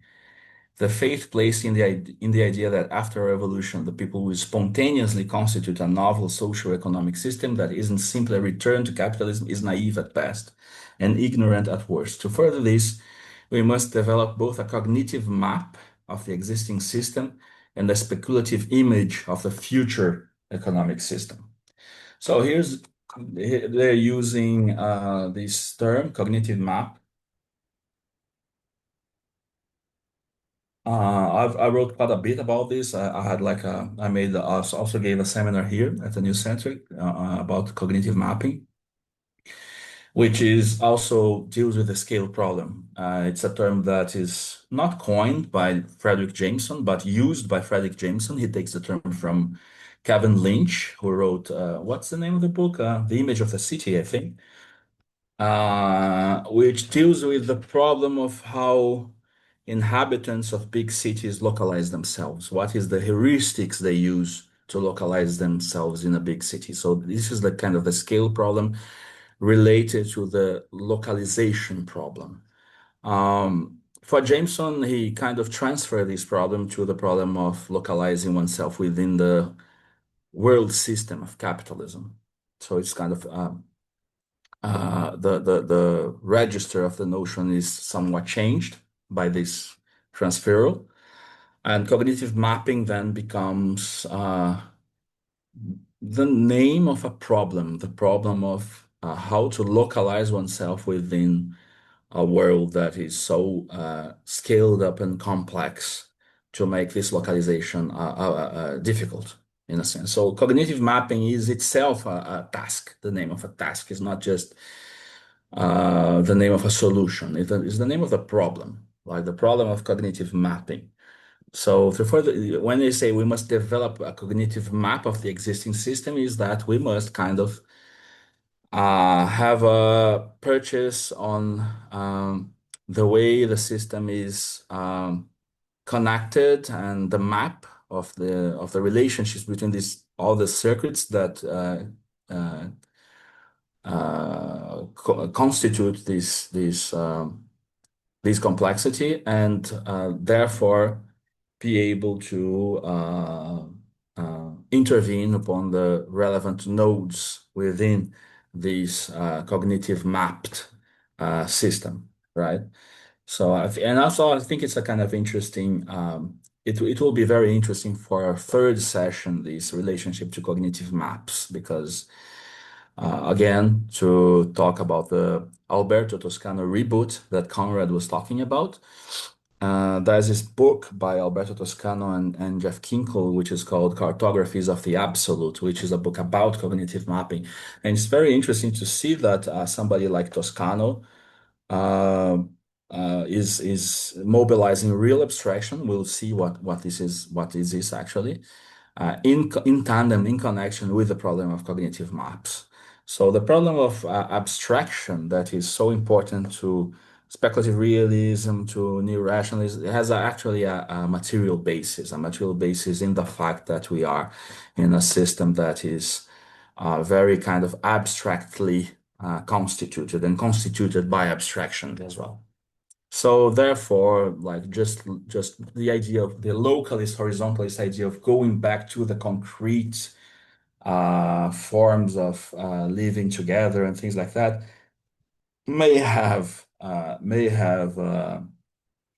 its own importance, but it's insufficient to counter the tendencies of such a system of abstractions, a huge gargantuan system of abstractions, which is what capital is contemporarily. So the left must develop socio-technical hegemony, both in the sphere of ideas and in the sphere of material platforms. Platforms are the infrastructure of global society.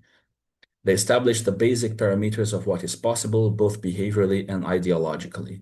There's this like wager on platforms, and platforms in the digital sense, but also in a kind of broader sense of being like a milieu, a technical milieu, right? A technical medium or milieu that has its own constraints and affordances. So we've been talking, I mentioned briefly, social networks as, in a sense, enhancing the appeal of the individual identity for capitalist surplus extraction. This is an example of an affordance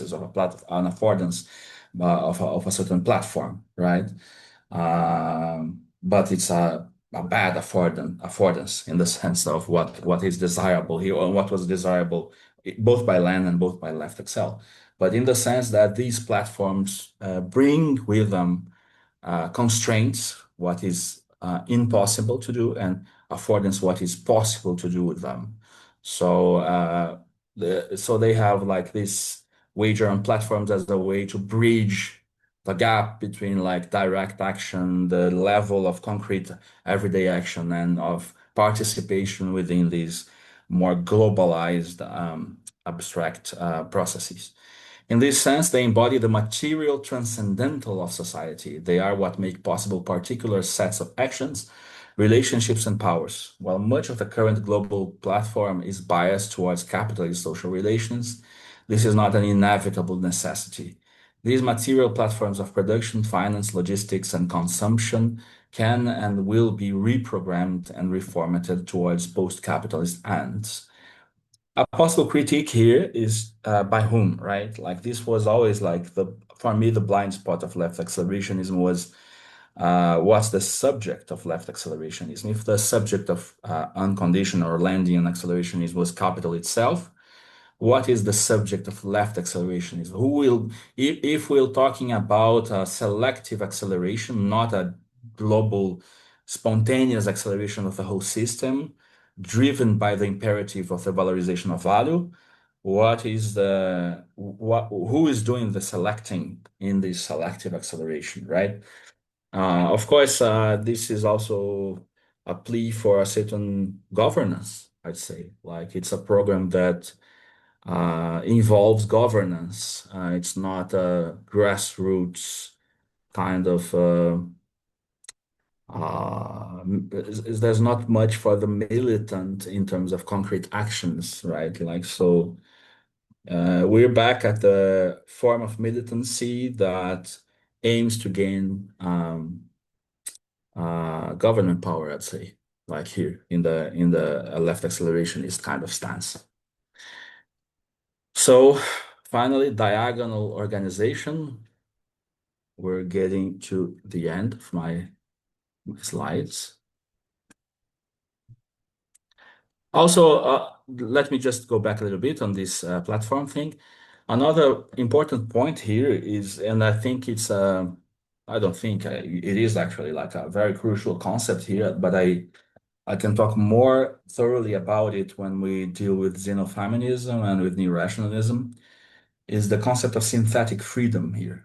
Like freedom for the map and for Srnicek and Williams is not understood in the negative terms, freedom from, right? Like if you take a look at the kind of libertarian tradition, left-wing, right-wing libertarian tradition, and neoliberal, freedom is there defined in the negative sense. Freedom from constraints. You are free to do. You are free from external constraints, right? So in the libertarian tradition, you can be free from government intervention, but this does not necessarily translates into gradient of positive freedom. You're not free by being free from something. You are not necessarily free to do something, right? This is positive freedom, freedom to do, and freedom from negative freedom, freedom to do, positive freedom. One of the important things that both xenofeminism, I take xenofeminism to be already kind of related to neo-rationalism, is to take this concept of positive freedom as central and turn it into a concept of synthetic freedom. So positive freedom is freedom to do something. And to have freedom to do something, you have to have the means to do the thing that you want to do, right? So it is also something that is emphasized in a certain philosophy of language that will be part and parcel of neo-rationalism and of xenofeminism, which is inferentialist philosophy of language that we see in Wilfrid Sellars and Robert Brandom.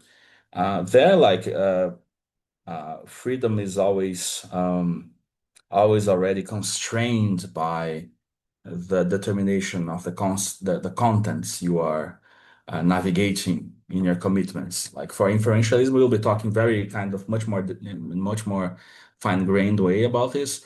In inferentialism, any kind of assertion is of course an affirmation of a state of affairs, but it is also an act on the part of the one who does the asserting, right? And the act is to commit oneself to that assertion. Once you commit yourself to an assertion, you are obliged to commit yourself to the consequences of the assertion. So, but you have the freedom not to commit oneself. If you commit oneself, if you commit yourself to the assertion, you have to commit to the consequence of the assertion, but you have the freedom. It's up to you to commit or not to commit. But once committed, you have to commit to the consequence, because the consequences of the assertion are constitutive of the meaning of that assertion. This is what inferentialism is. Instead of thinking that the content of language is given by objects out there, the content of our concepts is given by is constituted by the clusters of consequences and inferences that these concepts participate in as conclusion or as premise. This is all very complicated right now, but this means that to be free, rationally free, one has to commit to things. So the freedom to do means like for every move you make in the language game and to commit to the things you are committed to means there are consequences to these commitments. And therefore you have like this whole rational infrastructure, revisionary infrastructure, whereby these contents are updated and the commitments are updated accordingly. So this is a concept of freedom that is also fraught with odds, so to speak, or they are determined, and a positive concept of freedom, where the obligations you inherited by committing to something means that there's a space of freedom to commit to other contents after you commit to one content. So there's a cascading of different commitments that every commitment makes possible. This is a concept of positive freedom that is always also enmeshed with certain forms of constraints, of rational constraints, not outside heteronymous constraints. So this is a very interesting kind of concept. And you have like here a kind of causal objective kind of side to this, which is like synthetic freedom. In order to have positive freedom, you have to have structures that enable these positive freedom. It's not just being free from outside intervention. Actually, you need to have like available platforms that are available, that make certain moves available that are not available without those platforms. So this is synthetic freedom in a nutshell. We'll be talking more about this, and it's a very important concept for left accelerationism, in contradistinction to the concept of liberty. You see in the libertarian tradition or the liberal tradition or neoliberal tradition. Okay. So diagonal organization, therefore, connected to this problem of synthetic freedom, there's of course the form of governance that is the form of governance that would be adequate to this. Democracy cannot be defined simply by its means, not via voting, discussion, or general assemblies. Real democracy must be defined by its goal, collective self-mastery. This is a project we must align politics with the legacy of the Enlightenment to the extent that it is only through harnessing our ability to understand ourselves and our world better, our social, technical, economic, psychological world, that we can come to rule ourselves. We need to posit a collectively controlled, legitimate vertical authority in addition to distributed horizontal forms of sociality, to avoid becoming the slaves of either a tyrannical totalitarian centralism or a capricious emergent order beyond our control. The command of the plan must be married to the improvised order of the network, therefore the diagonal organization. I'm thinking of also connecting here or integrating suggesting a text by Rodrigo Nunes also. So we can talk more about this diagonal organization in the following sessions.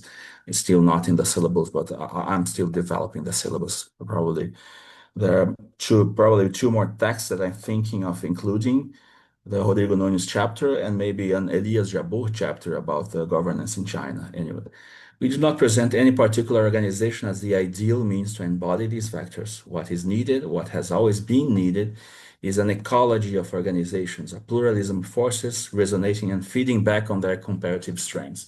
You see here like the kind of cybernetic kind of view coming back, but in a left accelerationist point of view, like whereby the selective intensification entails the constitution of an ecology of organizations that are connected in such a way to maximize positive freedom, right? Against just the valorization of value and the let us say the replacement of agency by capital. So there's this is why navigation and the new rationalist impulse is important for left accelerationism in terms of getting a hold of what is the current ecology of organizations and which kind of connectivities and which kind of nodes in this ecology should be emphasized or constructed if they are absent in order to produce this positive feedback loop that would enhance synthetic freedom instead of, the spontaneous unfolding of capital. And here, I think, this is the last demand, let us say the last tenet of MAP. All of us want work less. It is an intriguing question as to why it was that the world's leading economists of the post-war era believed that an enlightened capitalism inevitably progressed towards a radical reduction of working hours. In the economic prospects for our grandchildren, Keynes forecast a capitalist future where individuals will have their work reduced to 3 hours a day. What has instead occurred is the progressive elimination of the work and life distinction, with work coming to permeate every aspect of the emerging social factory. Capitalism has begun to constrain the productive forces of technology, or at least direct them towards needlessly narrow ends. Accelerationists want to unleash latent productive forces here, like the full-fledged idea that I was saying, like that left accelerations has to selectively accelerate and accelerate the productive forces to outstrip the relations of production. This is the very familiar orthodox Marxist view, in a sense, like repurposed here in the left accelerationist outlook. In this project, the material platform of neoliberalism does not need to be destroyed. It needs to be repurposed towards common ends. If this is possible or not, this is a debate, right? The existing infrastructure is not a capitalist stage to be smashed, but a springboard to launch towards post-capitalism. So what is being said here, in a sense, it's what I'm looking at here. Like, of course, sorry, I really wanted to make like a nice digital version of this. I just did this today, right before the session. In a sense, you could read the difference if we take that one thing that we did, the same. Capital, machinery, and labor, let us say, right? Capital divides itself in constant capital and variable capital. Constant capital is machinery, variable capital, labor. So labor uses machinery, which in turn transforms labor. And by this transformation, optimizes production and increases capital. This is like the example that I gave of relative surplus value extraction as an example of how is capitalism according to Land. How could one think of capitalism as Land does, as a self-designing positive feedback loop, okay? Because under the under the imperative of valorization. The system has to self-design and, change its own composition in order to optimize production and keep the output running. So here I'm using like the same three things: capital, machinery, and labor, right? And we could read land as here, like you have this land here, and left acceleration is at the bottom. Sorry, at the bottom.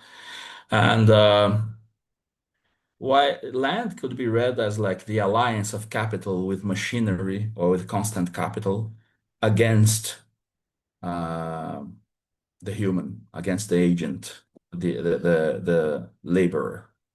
Whereas left accelerationism is like the alliance between machinery and labor against capital.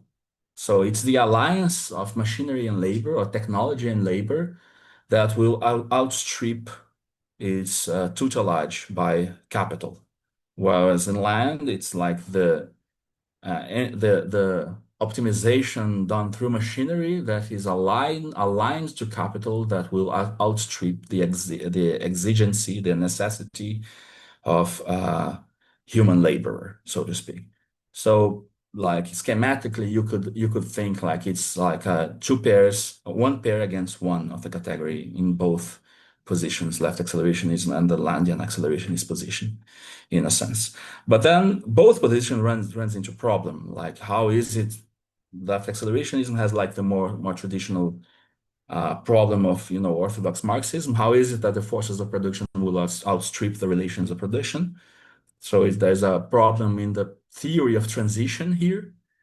And what would be the Landian theory of transition? There's also a problem, because in order to increase capital, it seems we still need the human labor, even within an emphasized alliance between capital and machinery, or constant capital in the Landian viewpoint. So how is it that it is capital itself that does the deterritorializing, if the tendency is to capital to deterritorialize itself once the basis that enables the valorization of value is diminished through the replacement of the human agent, or the whatever it will be, the inhuman agent, but anyway, something that is analogous to what our human agents are today, in a sense. So I'll end here. This is like a schematic kind of understanding, like but basically a heuristics. I wouldn't take this super seriously, but I think it's a good mode of visualization of what's been said here. Okay. Yeah, we'll still have like some 15 minutes or so, 13 minutes to questions and discussion if anybody has something to add.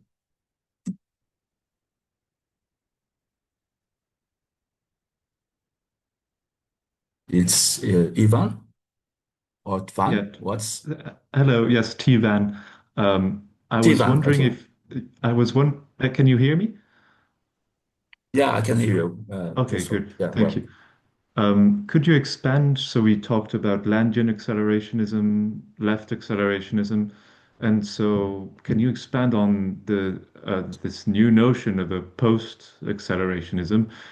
Would it be a full-fledged notion, or is it more of a way to critique um, all the other strands of accelerationism up until okay. now? Okay, just no, to put my cards on the table. I didn't come up with post-acceleration. This was the New Center that suggested the post-accelerationism title. As I mentioned, it was like after left acceleration is the original title. So for me, post-accelerationism just means whatever happened after the left acceleration is constellation. I don't have like a model of a new accelerationism. I don't mean that, but I'm trying to gather different tendencies that somehow would make something out of the promise of left accelerationism. So, as I mentioned, this is connected to the form of the seminar in a sense. So we'll be kind of trying to understand what was left accelerationist power report with regard to the Landian accelerationism that is kind of very prevalent in online discourse in certain quarters, of course. But then there is like in the third session, there's like the reboot, the real abstraction reboot, which was like an interesting kind of consequence of that, which is not necessarily an accelerationist. For instance, Conrad, my friend that you may know, Conrad Hamilton, he's a programmer also at the New Center. He doesn't think of himself as an accelerationist, but he's like into into reading this philosophical arc of speculative realism, left accelerationism with the analysis of the material basis with real abstraction. And there's this problem of, cognitive mapping that is also continuous to certain strands of what neo-rationalism and speculative realism wanted.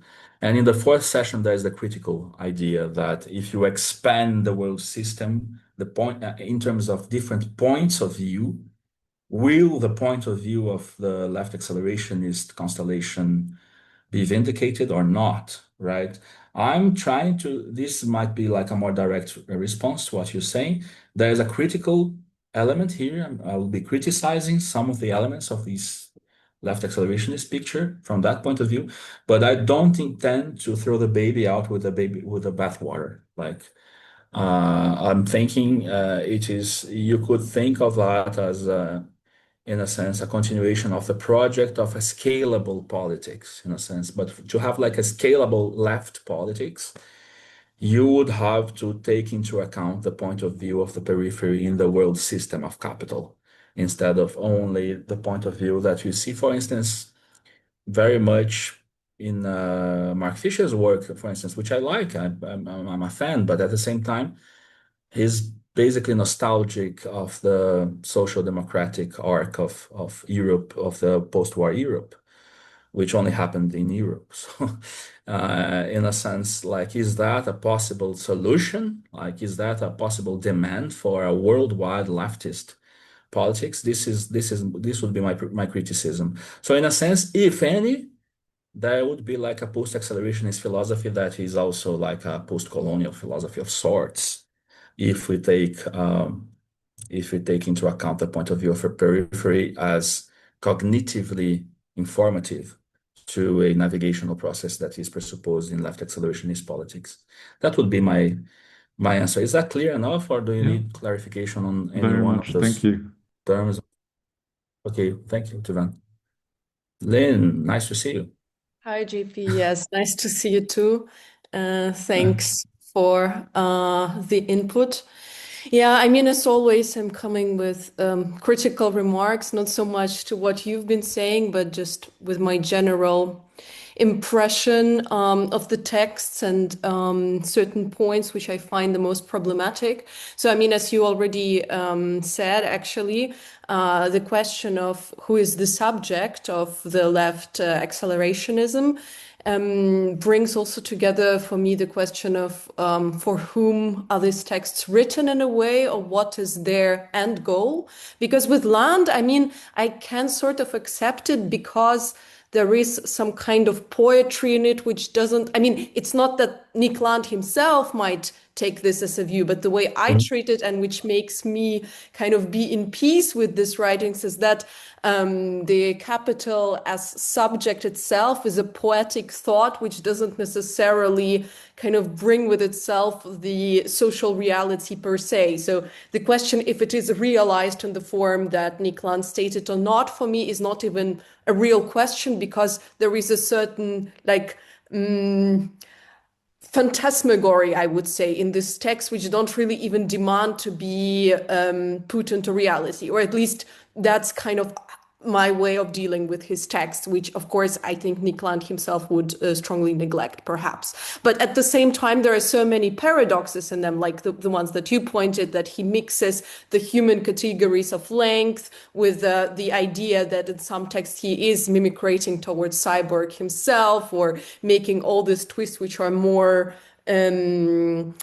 which are closer to literature than to purely theoretical thought, which is of course part of the style, but nevertheless, like all of these elements, they make it more in the level of abstraction for me, which doesn't necessarily demand any action from us. And actually, I mean, it doesn't even point to that at any point. It doesn't actually, Yeah, exactly. We are the objects of or like we are just pure, part of the bigger game. But with left accelerationism, I mean, and if we go farther with the Xenofeminist Manifesto, there are a lot of big claims, like we are stating that the world is now this and that, and we want to make it accessible for all the identities and blah, blah. And I mean, there are so many big proclamations and so many big ideas, which, I mean, they all sound nice. Yeah, I mean, I agree. It would have been nice to have a world like that. But then when I think of the actual ideas, which, I mean, maybe they're not so much philosophical, but pragmatic. But then when we think about politics,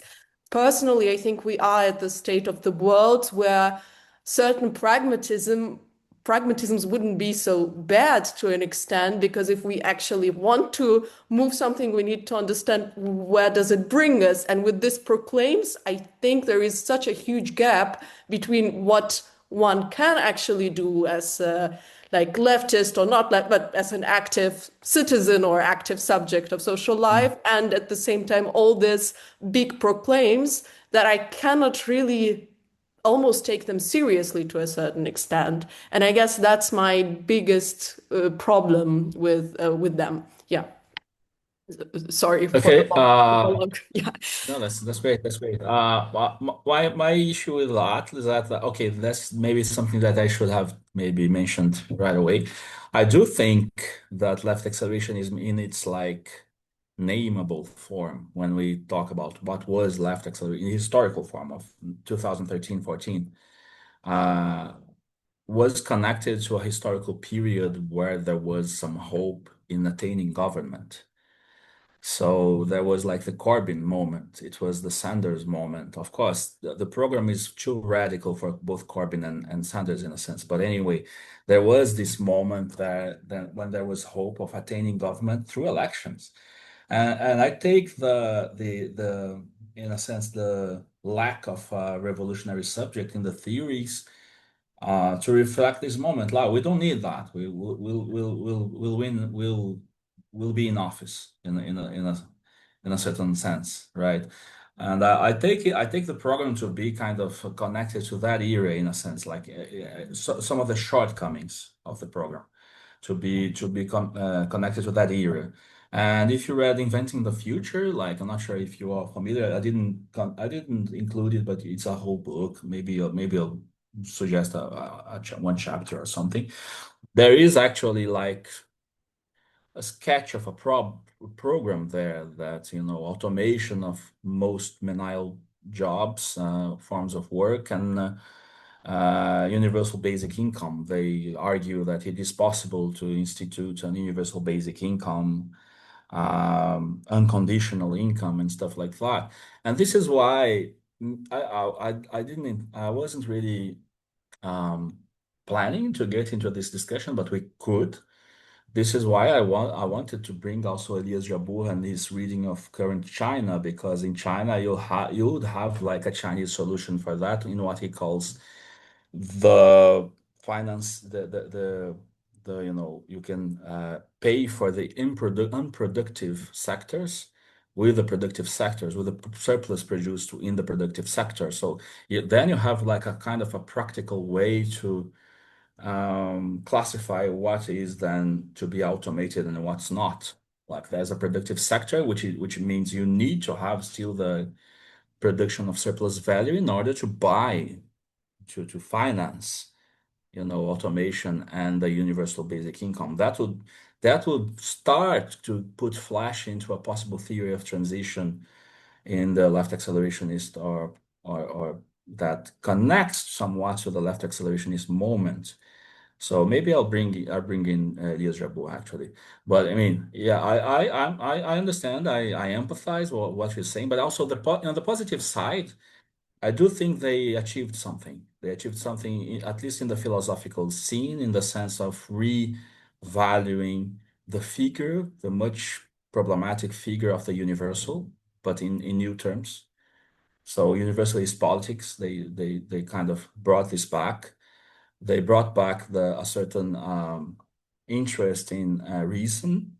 Of course, this was also done through speculative realism, like Meillassoux and Brassier. They were always like in the philosophical scene already dealing with this problem. But in Left Accelerationism, they brought the idea of economic planning in some way as a possible practical side to this reevaluation of reason in that sense. So I think they achieved some things, but these are much more, I agree with you there, these are much more within the ideological practice than the real political practice. And ideological practice I'm using here in the Althusserian sense, not as being something bad, but actually being something absolutely necessary. We have to have an ideological practice.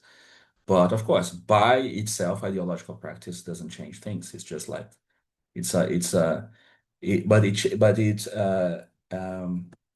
contributes in the fight for hegemony, and they use the concept of hegemony exactly in a sense. So it's part of the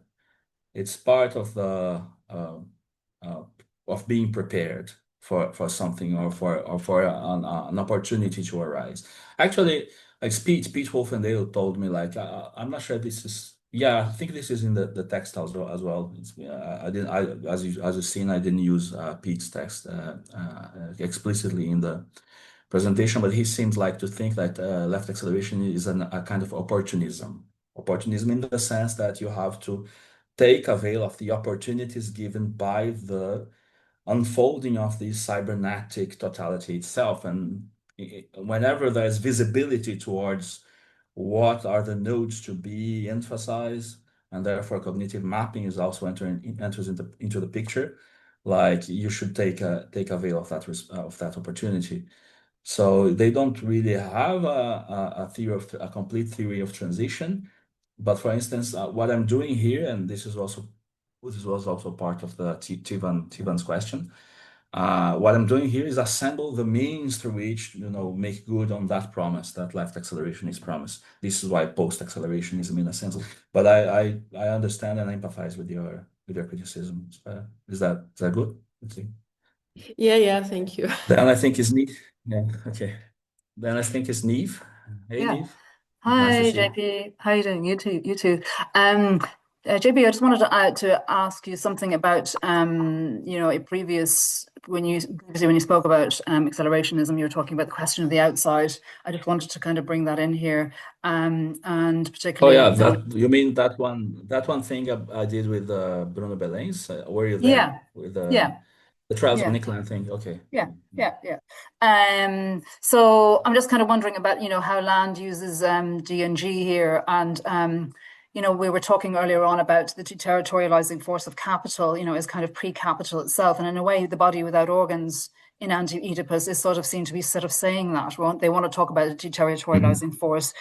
And I think Pete was also in his essay that you gave us talking about the importance of the transition from feudalism to capitalism, but now not in the same sense necessarily. But I'm just kind of interested here on, well, obviously Anti-Oedipus, taking up Marx and Marx's reading of Feuerbach, and the ideal of the theological principle and the divine. It is what it is.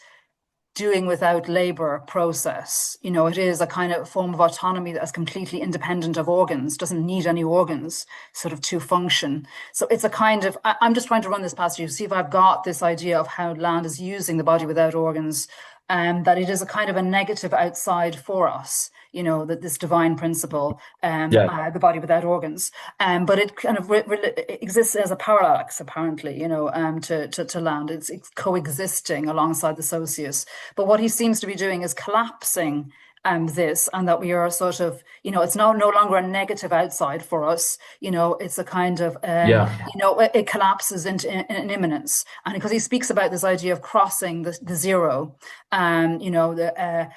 and he has a whole kind of critique of, you know, the sort of zero in Western thought, you know, being negated necessarily, you know, for a form of mediation, you know, in Hegelian dialectics. So whereas he wants to sort of collapse into that, a kind of a horizontalism.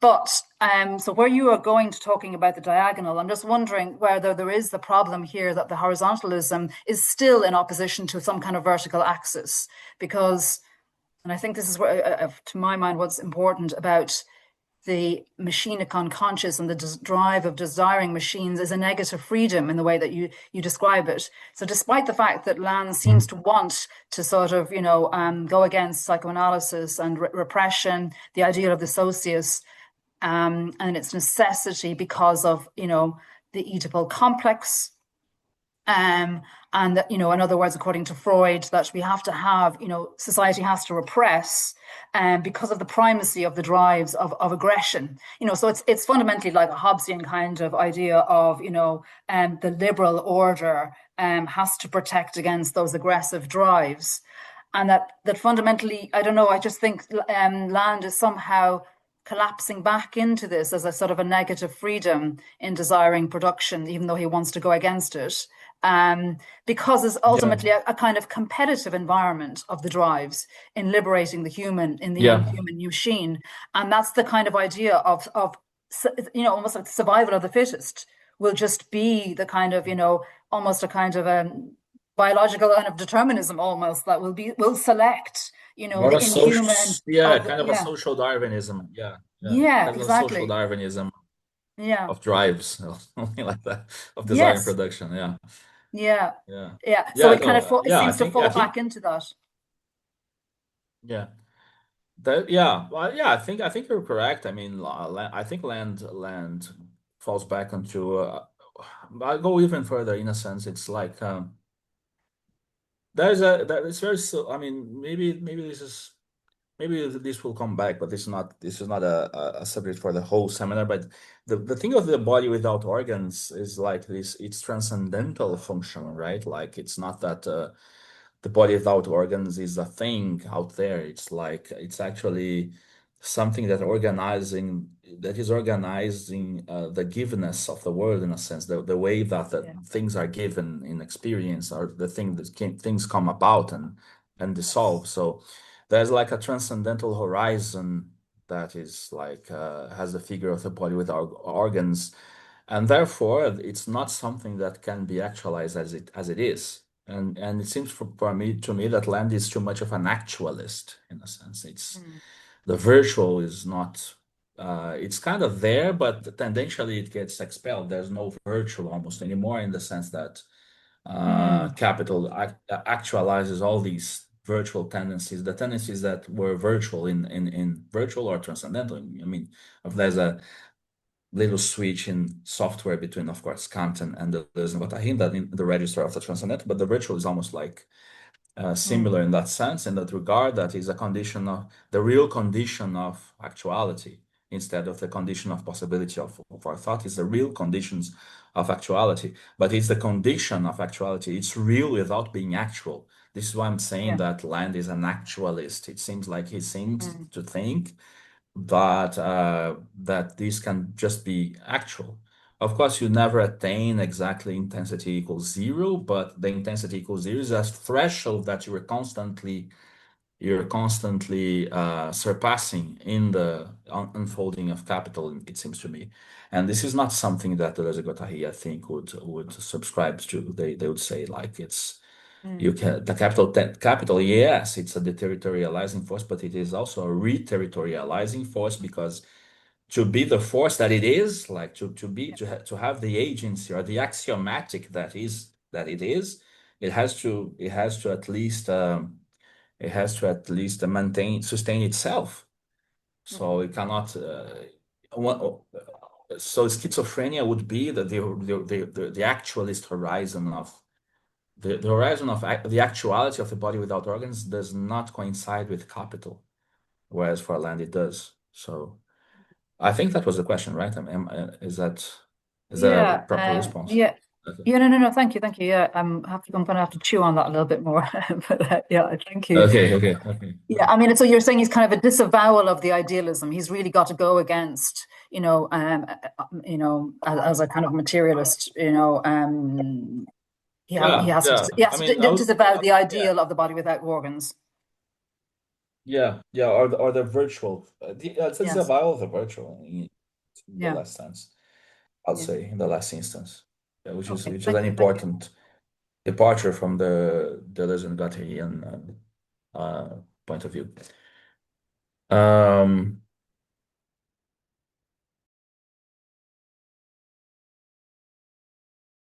Who else? Walter? Yeah. Sorry, is there time for more questions, or Oh. should we end here? I have one more, but I don't know if it's time. I think we have like a little bit chorinho aí, 10 minutos. Peter, are you there? Yeah. If she doesn't respond, I'll take it. I think we're okay. I think Okay. let's have She didn't take a bit to finish the session, so yeah. Jasper, I can. go on. Make Okay. your question. Sorry. Thank you. I want to go back to this idea of neo-rationalism and of this left acceleration. Okay.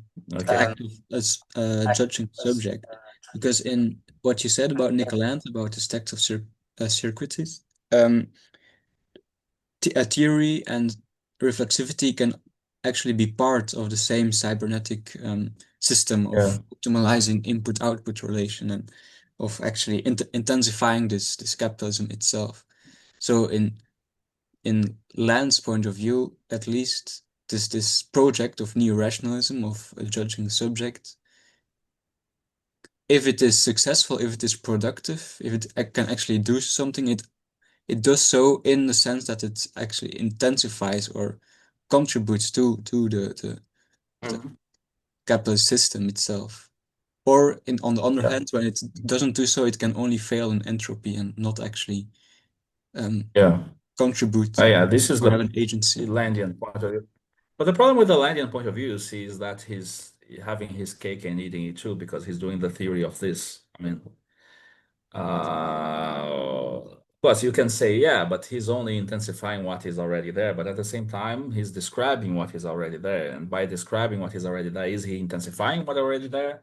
I think it's Mark Fisher in the, I think there's an interview with him and Brassier about Land when they released the Phenomena, and he said like, yeah, there's a kind of important objection that capital didn't wait for Nick Land thought to be intensified. So what exactly is Nick Land thought doing? I mean, it's a bit of a cheap objection, because of course you could use the argument from scale and say, yeah, what is the thought of just one little guy from a British university that wrote a bunch of obscure texts in intensifying capital. So yeah, of course, this is not the interesting thing is that the proof of Nick Land's thought doesn't lie in Nick Land's effect, in a sense. But anyway, nowadays you could think differently, because he's having, I mean, some people say he's having a lot of influence in real politics nowadays, but I think that also means his thinking and has undergone a fundamental shift that we won't be dealing with, like the stuff that from a new reaction after 2012 and things like that. But I mean, if your question, if I understand correctly, you want also to connect this to neo-rationalism in a sense, and to navigation and this kind of thing, right? Yeah, or actually maybe the So question is, how how do they respond to the idea that but this response it existed already. Like if you look into the Marxist tradition, one of the problems of Marxism is the historical character of any kind of truth claims. And by the historical character of any truth claims, they mean that the truth claims are part and parcel of one specific moment in history and in a specific mode of production. So this is the problem of how do we, I mean, Land wouldn't say that because he's using the argument from the immanence of thought to reality to preemptively avoid any kind of bootstrapping.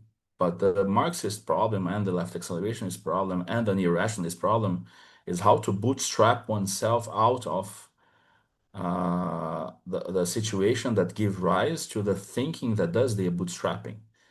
So this is actually a problem for the leftist thought and that predates Land. It's in Marx, but the Land turns into an indictment, a prohibition. I'll say that. So there's a text by Ray that deals with Wilfrid Sellars. He quotes Wilfrid Sellars saying like the problem of transcendental logic is how to gain knowledge of an immanence the knower is part of. So this problem is very important. It's given. It's a given already, and we'll have to deal with it. And part of the issue is exactly that. How does cognitive mapping bootstraps the fact that the means through which you cognitively map capital is also part of the same reality? But there's a bunch of I have my answers to that, but I mean it's a whole theory. But it's a very legitimate and important question, I'd say. But it's a question for the left too. Interested. Thank you. Predates Land. Savi?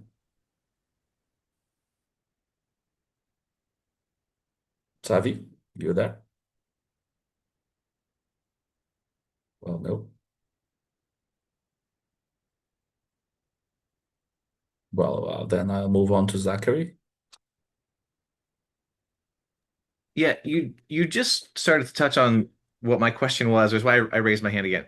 So I'm wondering if Land and then in the map, are they rejecting Land's in Fisher and then the map, are they rejecting Land's articulation of capital, like his ontology of capital? Or are they sort of misunderstanding it a little bit? Or like sort of like straw manning it? Because I think your point about how can you say that how you're articulating the thing is correct if you're saying that the articulation always follows the phenomenon? I think Yeah. Lamb sort of sets us up to understand that what he's saying is always already too late, right? Like, I don't think he Yeah. doesn't really give a positive description of capital. He gives a description of its sort of like of its ontological unfolding. Okay, that's the point. Mhm. And Yeah. so Fisher attaches onto the artifacts of capital and is like, well, you're incorrect because the artifacts that you sort of fantasized in your late articulation of capital uh, didn't come to pass as correct.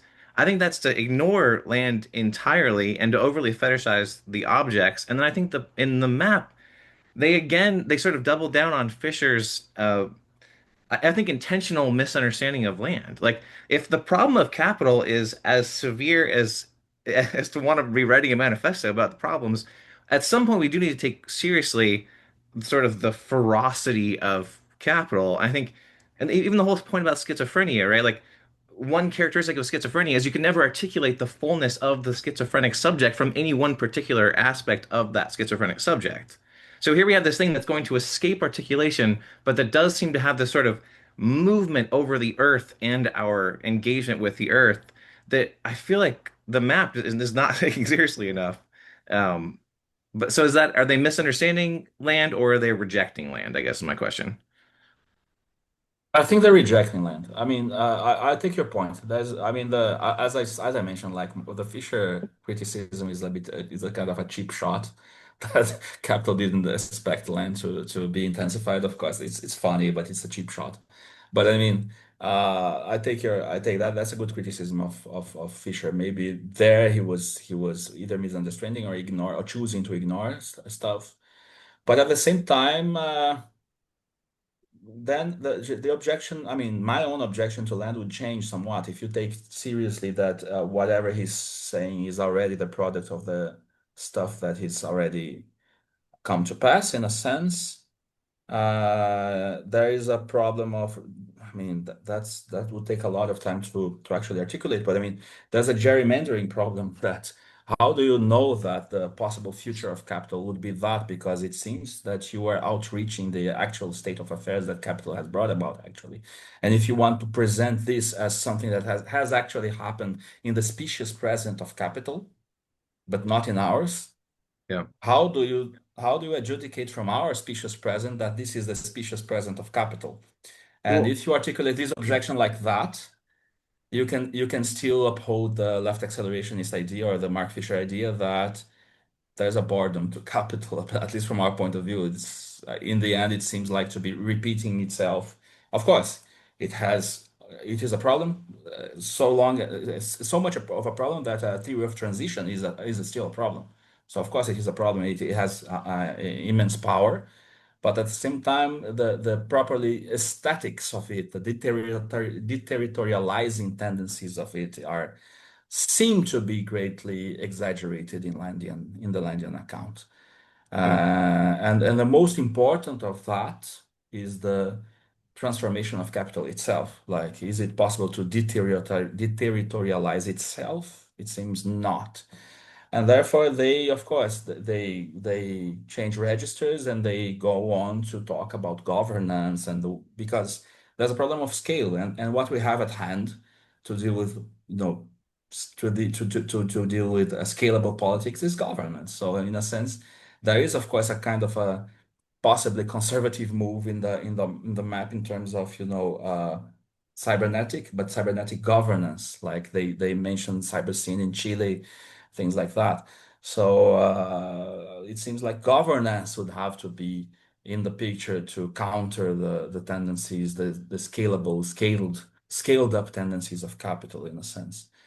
And this is of course based on an objection to the inexorable deterritorializing tendency of capitalism. It's not deterritorializing enough in a sense. It should deterritorialize itself, and it can't do that.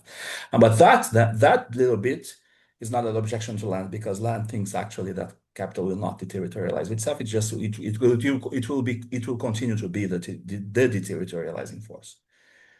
That little bit is not an objection to land. That's just like going back to the Deleuze he's reading, basically, against land. Is that okay? Yeah. Thank you. Thank you.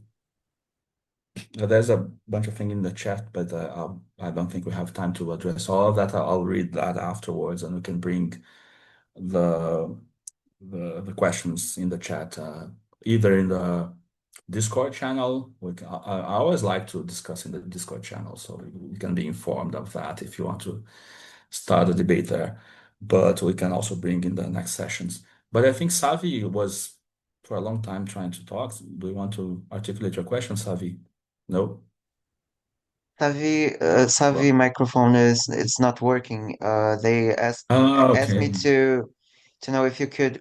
They sent a question in the chat a time ago, and Okay. they asked you if you could read it and answer. Okay, but then let me see if I can find it here, because now there's other comments.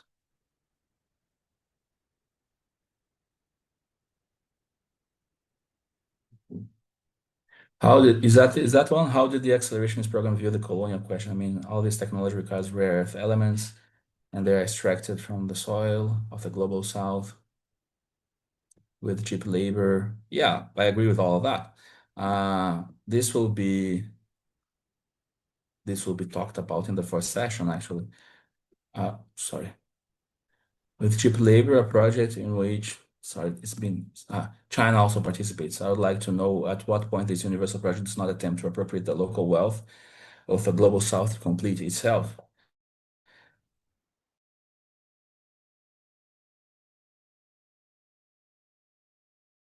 Yeah, point of view of the periphery, in a sense, like this is to be addressed in the first session. I don't think this is maybe Pete, others would disagree with me, but I think there's somewhat a blind spot there. That's a very important one. And this is why there is like criticism in the first session of the seminar. I would ask you to wait a little bit till we have this conversation by then, because we'll have more elements to have it, Savi, okay? Even the China thing, I'm not sure if you're saying what I think you're saying, but I think the China thing is a bit different for me, but yeah. It seems I'll have to include Elias Jabbour after all, and Rodrigo Nunes after today, but we'll talk about that, yeah. One negative thing that I would raise though is that, yeah, as fair as this criticism is, this criticism by itself does not vindicate localism, because you have the scaling problem. So what are the means towards scaling a left worldwide politics that would be localist? I don't see how. I also say, like, if you don't want to have a technical means to scale up your leftist politics, it seems that you'll have to declare defeat to global capital, basically. So there's an element of almost tragic kind of compulsion there. If you want to scale up leftist politics, something has to be done in that sense. The criticism, the colonial criticism, is important, but at the same time, it does not vindicate what usually comes together with this criticism, which is, oh, let's scale down and do local politics. Yeah, but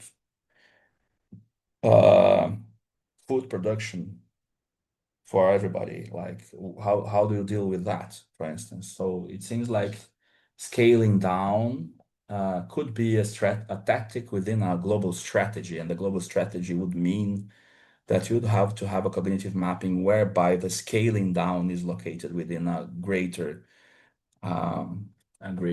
recipe of different tactics. Therefore, something of what we've been saying, that the left accelerationist politics is also defending, still obtains, it's still relevant, even if you are going to decide for the scaling down of certain global processes. Okay, that would be like the first kind of counter criticism, I would say, because I'm in a sensitive position here, in the sense that I'm criticizing, at the same time I'm saying there's something to be gained and something to be maintained from left accelerationism. So this is why I'm giving this answer. But I do think that the colonial critique is very important. Is that enough, Savi, for today? Incidentally, we've been talking about this. We had a discussion a few days ago about this, like much longer than what I'm saying now. But anyway, yeah, we'll go back to this issue in the first session.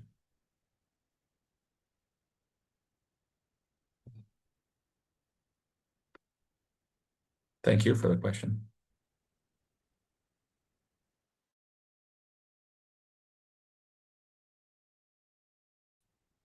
Well, I think.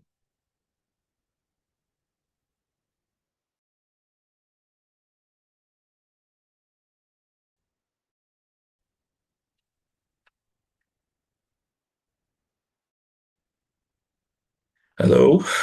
Hello. I think I froze, right? Sorry. Okay. Okay, I think we can wrap up. So can I stop the recording? Yeah, I think so. Yeah. Yeah. So thank you everyone for attending the first session of Post-Accelerationism. Hope to see everyone in the next session next week. Thank you all.